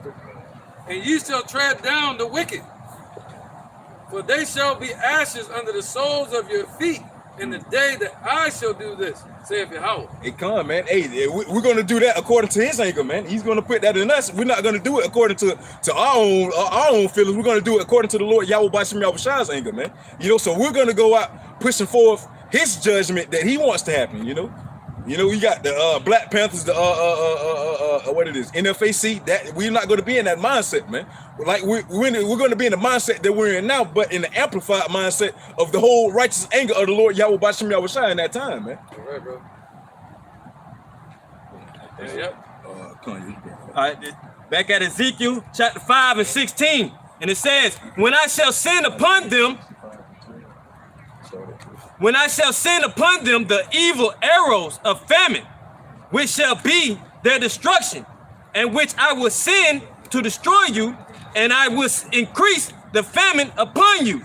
Come on, man. Hey, going back to that point, Esau coming down with that great wrath, he know that he have a short time, man. So this is one way that he's coming down with that great wrath by the way of the Lord Yahweh Bashim Yahushai, put it in their mind to have this orchestrated famine, man. You know, so with that being said, hey, the Lord Yahweh Bashim Yahushai sending those evil arrows of famine, man. You know, as we was talking about earlier, the 200 ships in the Panama Canal that's not able to get through due to a drought, man, which is also by way of the Lord Yahweh Bashim Yahushai, man. Brought a drought upon the land. The ships can't even get through. Why? Because there's not enough water in the canal, man. You know. So with that being said, also, as the brother was just talking about earlier, man, on Reuters News, all right. Hey, it's gonna be jack up in food prices in the beginning of the year 2024, man. Allegedly. Come on, allegedly.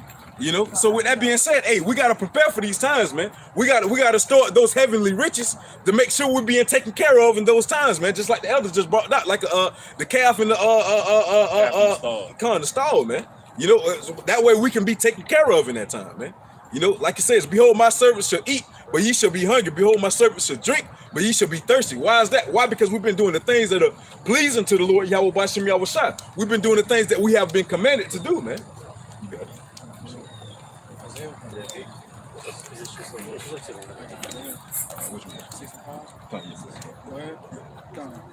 It's the book of Isaiah, chapter 65, starting at verse 12. Therefore will I number you to the sword, and that sword can be from famine to the pestilence, or utmost those ICBMs, man, intercontinental ballistic missiles, those missiles, man. And you shall all bow down to the slaughter, because I have called, ye did not. Because when I called, ye did not answer. When I spake, ye did not hear, but did evil before my eyes, and did choose that wherein I delighted not. So come, man. So when the Lord Yahweh Bashim Yahushai was calling, when the Lord Yahweh Bashim Yahushai is calling out to you, all right, to give you that rendezvous point and what you got to do to get to that rendezvous point and what you got to go through, you're not taking heed to it, man. You just want to go on about your way. I know I got a way, man. I know how to get up there, you know. Hey, so with that being said, hey, he's gonna number you to that sword. Why? Because you feel like you know better. You feel like you can do better, man. You chose wherein the Lord, you chose that wherein the Lord Yahweh Bashim Yahushai delights not, man. All right. This is Amos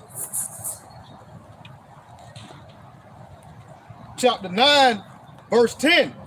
It says, all the sinners of my people shall die by the sword, which say the evil shall not overtake nor prevent us. So just like the brother Arukah was saying, You know, our people say they got away. They think, oh, well, this has been doing this and I'm going to go this way. Well, they think ain't nothing going to happen to them. They really believe that judgment is not going to come to them. Well, the Lord says all the sinners of his people is going to die by the sword. That is destruction. You're going to meet your demise. The Lord going to help you finish with all your living because you have covered yourself, or you have made a pathetic attempt to cover yourself with the covering that is not of Yahweh Shai. Example like last week, man. After the shooting happened, man, you had a Jake at the Publix. Oh yeah, man. Yeah, I'm glad that happened over there, man. Yeah, I ain't even got worried. You work in a retail store just like they was, man. It could have happened to you. He could have decided to come over here, man. You know, that's the mindset of our people, man. They feel like they can't be touched. All right, especially with no covering, man. You don't have the proper covering that you have to be speaking in the way that you speak, man. You know. Precepts. Back at Isaiah chapter 65, verse 13. Therefore, thus saith the Lord God, behold, my servant shall eat, but ye shall be hungry. Why is that? Why? Because we're doing the things that are pleasing to the Lord Yahweh Bashem Yahweh Shai within these times, man. We're following after our instructors. So therefore, hey, by us going contrary to what our instructors say, shit, we can walk right into death, man. And that's not what we don't want to do. All right, so therefore we have to listen, man. All right, we have to continue to walk down the path that he has commanded us to do so. Behold, my servant shall drink, but he shall be thirsty. And why is that? Once again, because we're doing the things that are pleasing to him, man. So in the time of famine, in the time of drought, he's going to make sure we're okay, man. Just like he did with Elijah, man. By the way of those ravens, man. Elijah got fed 3 times throughout the day, breakfast, lunch, and dinner, man. By the way of the Lord Yahweh Bashem Yahweh Shai, you know. Behold, my servant shall rejoice, but ye shall be ashamed.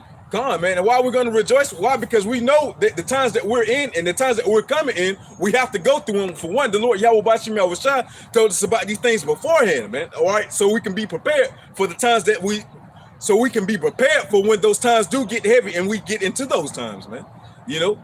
All right. So with that being said, hey, that's why you got to seek the Lord while he may be found, man. All right, that way you can be able to call upon him in your time of calamity, in your time of trouble. You feel like you ain't got it all, man. Hey, you have not because you ask not, man. And you got to call upon him in order to obtain, man.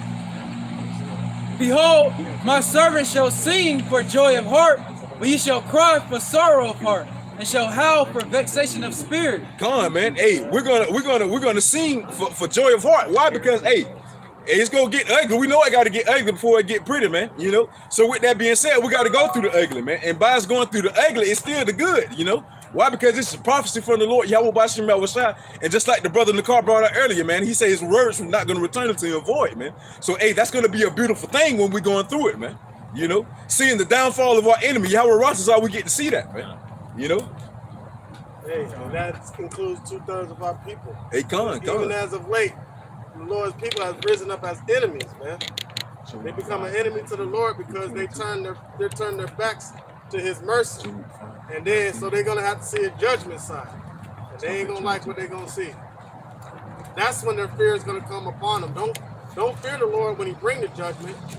Fear him when he tell you about it. When he call you up out of this place mentally. That's when the fear of the Lord kicks in. And that's gonna compel you to do what's pleasing to him, not what's displeasing to him.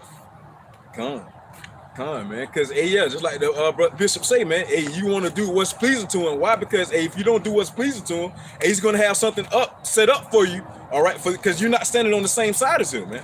So if you ain't standing on the same side, hey, you're on the opposing side. If you're on the opposing side, you're gonna get running away.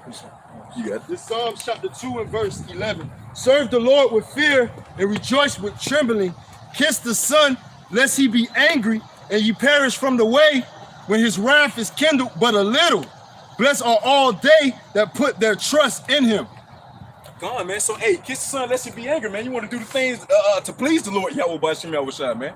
Hey, because why? Hey, if you don't, hey, shit, it's gonna be off with your ass, man. Hey, you're gonna be in a position that you don't want to be in, man. Right. You know. Like over in Britain, you had to give more than 5 pounds of flesh. And they used to take the flesh off the ass. That's what you're trying to say, right? Hey, man. It says kiss the Son. It's talking about honoring Yahweh Shai. Right? Unless he be angry, man, and you perish from the way. You'll perish from the way of truth. Come on, man. Hey, so hey, you don't. Yeah. You was know? Britain, I think it was England, they used to take 5 pounds of flesh. Look it up, type in 5 pounds of flesh. And to pay a debt, they'll cut a piece out of your ass. For people? Well, hold on. Yeah, wait a minute. Crazy. A lot of these Edomite women I see, they ain't got no behind. They must have a heavy debt. So I wonder what they was paying with. Is that why they walk around on something like that? Man. So, hey, you want to do the things that are pleasing to the Lord, Yahweh Bashim Yahushua, because guess what, man? You don't want to be numbered to that sword. And when Esau's coming down with that great wrath, man, you know, because, hey, when he's coming down with that great wrath, you don't want to be caught up with him, man. You know, you want to be on the side of the Lord, Yahweh Bashim Yahushua, and have that righteous covering, that tawah, all right, which means exempt from judgment, man. That's what you want, man. This is Sirach, also known as Ecclesiasticus, chapter 2, verse 4. Whatsoever is brought upon thee, take cheerfully, and be patient when thou art changed to a low estate. For gold is tried in the fire, and acceptable men in the furnace of adversity. Believe in him, and he will help thee. Order thy way aright, and trust in him. Ye that fear the Lord, wait for his mercy, and go not aside lest ye fall. So whatever burden or whatever that might seem negatively to impact our life, we have to take on cheerfully, because we know that it's not in our lives to affect us negatively, but it's in our lives to purge off the negative mindset that we have in that position. Whether ye be rich or poor, always keep our heart towards the Lord, Yahweh Hashem Yahushai. And it says, and be patient when thou art changed to a low estate. All right, when the wintertime comes, you don't, when the wintertime comes, you know that the winter is going to pass. The winter is only for a season. When the summer comes, you know that it's going to pass. It's only for the season. When you are changed to a low estate, be patient, because there's going to be a time when we are lifted up. And when we're lifted up, it's okay. Make sure we stay humble, because you know that at any moment we could be brought low. And right now, our people, the so-called Negroes, Latinos, Native Americans, who are the Israelites that the Bible speaks of, we're in the lowest state.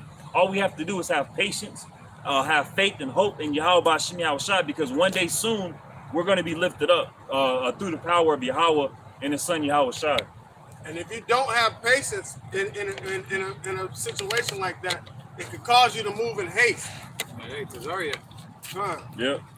He went and got the icky, the Mickey Sticky. He around here taking peak rolls. You know what I'm saying? That patience, like the amount of patience is going to coincide with the amount of faith you have. So when the Lord increases your patience, He's also increasing your faith. But that's why He says, be still and be immovable and wait upon the Lord, because He's going to rescue us from all of our calamity. Right, man. Hey, yep. Be unmovable. Steadfast, man. You know? They said, be still and know that Yahweh is the power. Esau threatening like they got the power. No. Read Wisdom of Solomon chapter 6. It said the Most High gave them their power. So He the one that can take it away, man. He said the scriptures say the Most High knows their thoughts. So surely He knows He created the thoughts in man.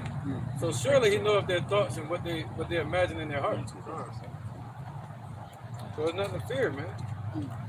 Hey, because the Lord Yahweh Bashim Yahushua didn't give us the spirit of fear, man. He gave us the spirit of power, you know.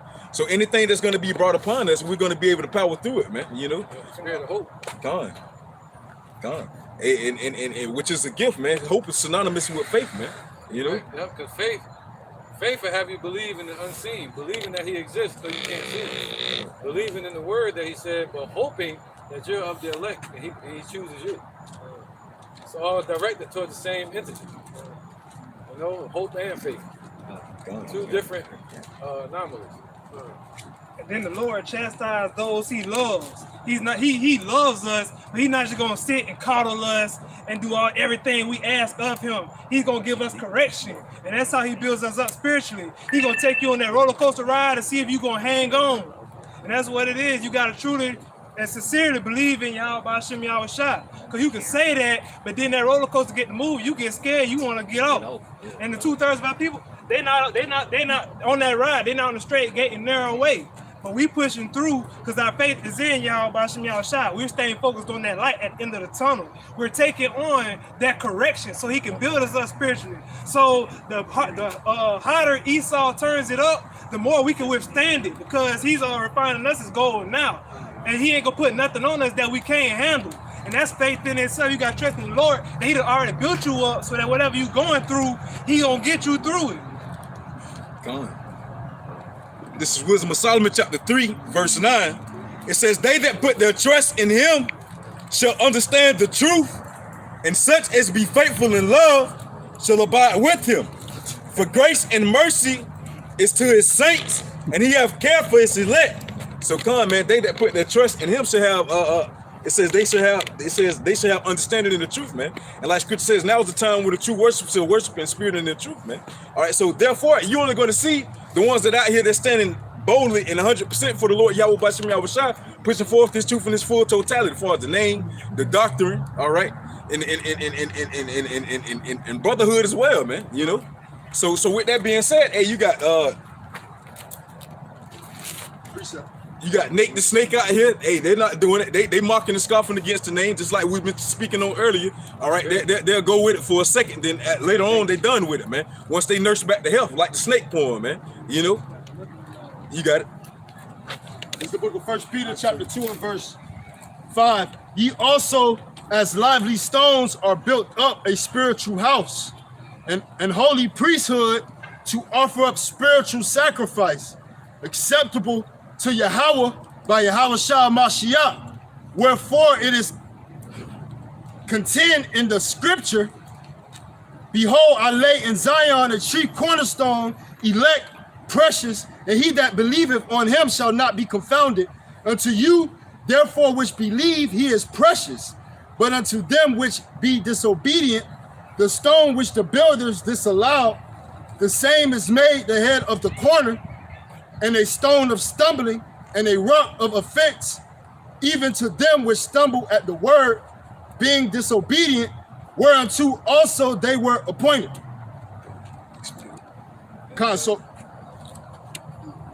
So we are the lively stones, just going back to what that spiritual house that the brother started off with, that spiritual tabernacle of King David. That's what you want to be a part of, that spiritual ark. All right, because what the just like in the times of Noah, all right, we're in those same similar times today, but the ark is not going to be seen, as the scriptures say.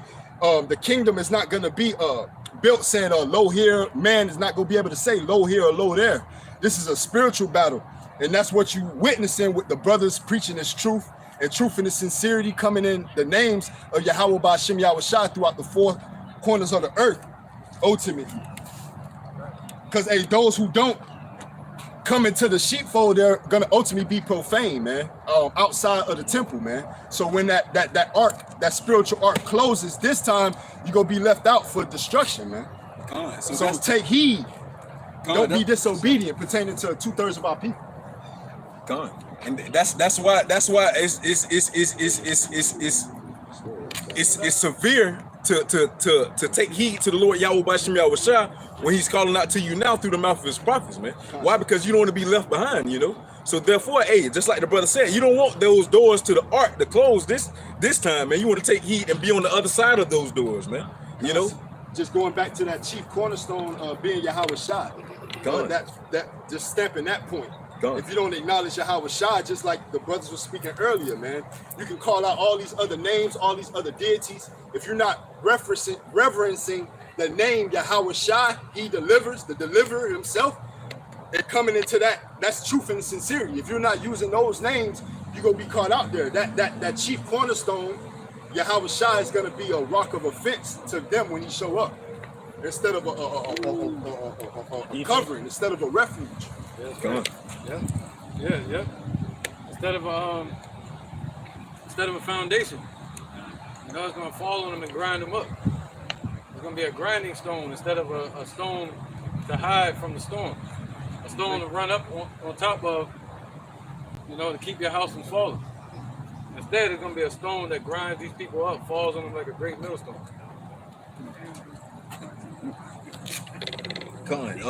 Quick precept. This is Wisdom of Solomon, chapter 2.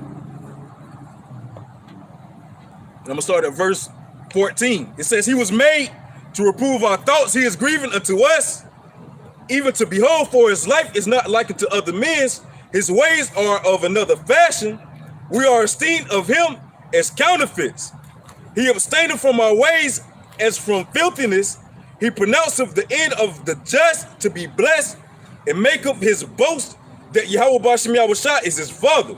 Let us see if his words be true, and let us prove what shall happen in the end of him." This is like 2/3 of our people, man. It's like they gotta go contrary to the Lord Yahweh Bashem Yahushua. It's like, it's like, oh yeah, for instance, like the point that I want to get at is like dealing with some of my folks, man.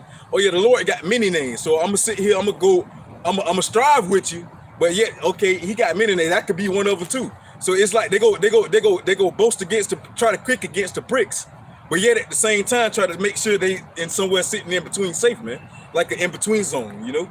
But yeah, it's like the bishop was saying, they're trying to be lukewarm. Done. Precept. 3%. Mine for the battery at 3%. No, bring the precepts out. Just Okay, bring them out. this is the book of Ecclesiastes 12:1. "Remember now thy creator in the days of thy youth, while the evil days come not, nor the years draw nigh, when thou shalt say, I have no pleasure in them. While the sun or the light or the moon or the stars be not darkened, nor the clouds return after the rain." So remember the Lord in the days of our youth, like the brother Athanyala was talking about. We just can't, and going back to the brother Arakah, we tell our people like, hey, don't wait until the last minute. Remember the Lord now. Build up that catalog, man. Build up that faith, that patience, right? So whenever that time do come, you're already sealed, man. The Lord already dealt with you, right? But you still have the ones that's gonna come in. But you don't want to be the ones that are put off until the end, man. Don't do that. Don't put off until the end. It say turn full-heartedly, man. As soon as you go hearing the truth. Right. That's also like having pride and self-value. Just like a woman, like you have your certain promiscuous women, but then when they've been ran through, now they want to talk about they want to settle down now. After they've been ran through. Now that's just, you can use that spiritual though. Like individuals that they've been ran through by all these different philosophies, and now when the time of the end comes, now they want to try to turn to the Lord after you've been ran through. Like you ain't worth it. So you have to have some type of self-value within yourself to understand, all right, I need to be chastened as a man of the Lord or as a woman of the Lord, and turn to him wholeheartedly at then. But don't be out here with how does he call it? A whoring around, right, with these other philosophies or the other way of these other mindsets. That's why Paul said, I'm jealous of you with godly jealousy. I have presented you as chaste virgins unto Yahweh Bashem Yahushua. That chastisement meaning you're preserving yourself. You're saving yourself to be married unto Yahweh Shai, man. Not giving yourself unto another. Precept. It's the book of 2nd Ezra, chapter 15, and verse 22. My right hand shall not spare the sinners, and my sword shall not cease over them that shed innocent blood upon the earth. The fire is gone forth from his wrath, and have consumed the foundations of the earth, and the sinners like the straw that is kindled. So basically, 2/3 of our people that don't come into this truth, they're gonna kindle up like straw. You know, it's gonna be like straw. You see what I'm saying? But the elect men of the Lord Yahweh Bashem Yahushua gonna go through that fire and come out as fine gold. And the next verse, in verse 24, says, "Woe to them that sin and keep not my commandments," said the Lord. "I will not spare them. Go your way, ye children, from the power, defile not my sanctuary." You can't even come into this sanctuary. You can't even come into this spiritual house of the Lord Yahweh Bashem Yahushua. He said, "Go your way." You know what I'm saying? Go and worship and call on them gods that you've chosen. But when all hell breaks loose, don't come and try to call on the name of the Lord then. Right. That's just like when the Lord, when he stepped up to the podium, he said, "Who is this with the wrong wedding garment on, with the wrong attire on, with the wrong covering?" Get them up out of here. Get them up out of here. You can't sit in the congregation of the Lord with a different covering on. You got to be covered by him. And he takes all the spots away from your garment, man. You have a clean garment on when you turn to Yahweh by Shem Yahushua. Like, you know what I'm saying? He decorates his men and he adorns his women. Precept. This is a rock. Chapter 4, verse 29. Be not hasty in thy tongue, and in thy deeds slack and remiss. Right. So get out there and do the work. Like you talk about it, you gotta be about it. That's what who said that? James said, I'll show you my faith by my works. He ain't gonna just talk about it. It says don't be a hearer of the word, but also a doer of the word. Paul also said those that preach the gospel must live the gospel. Right. So that's what it is. Like your actions are going to show forth what you got faith in. I would try to use this as an example. If you have faith that you can become an NBA basketball player, what are you going to do? Your actions are going to be towards building yourself to be that. If you have faith that you're a man of the Lord, what are you going to do? Put on as the elect, and your actions are going to be pushed towards on doing that. Now, also in that scripture, it says, "Be not hasty in thy tongue." So when somebody asks you a question about the scriptures, don't try to rush to be like the first answer out there, you know, and just making up stuff off the top of the dome. Be patient. Be not hasty with that tongue. If you don't know, truly say you don't know. And if you do know, but it's not the right time, that's why the scripture also say a wise man speaketh. A wise man knows when to speak. So be not hasty in the tongue. That's a very good scripture. Or just like the brother was saying earlier, how we should say Yahweh Ratazah, Lord's will. That's another form or way of saying, like, not being hasty with thy tongue. I'm gonna do this, or I'm gonna go and finna do that. Yep. That shows the mindset of an individual. You know, we know that what Proverbs 20 and 24 states, man's goings are the Lord, man. So we say if it be the Lord's will for us to do it. Hey, it's funny. I was around one of my kinfolk, and I was like, you know, Lord willing, I come back from the store, and she was like, "Don't say that. That made me feel bad." That made me feel bad. Oh, that's it. All right, go ahead. That's it. So, man, Lord willing, this lesson was edifying. And once again, we want to give all praises to the Heavenly Father, His only begotten Son, in the proper true names in the Hebrew tongue. Halayim, La, Yahweh, Bahashem, Yahweh Shai, Bahashem, Ha, Rakah, Kodash, Ma'amah. All right, double honors to the apostle elders of Great Millstone, also to our elders as well, down here in the LIONZ Den of Yasharala Camp in Jacksonville, Florida, and Harawan. And salutations to all the occupying around the four corners of the earth, pushing the truth of sincerity. Hey, Shalom, man, keep pushing. Shalom.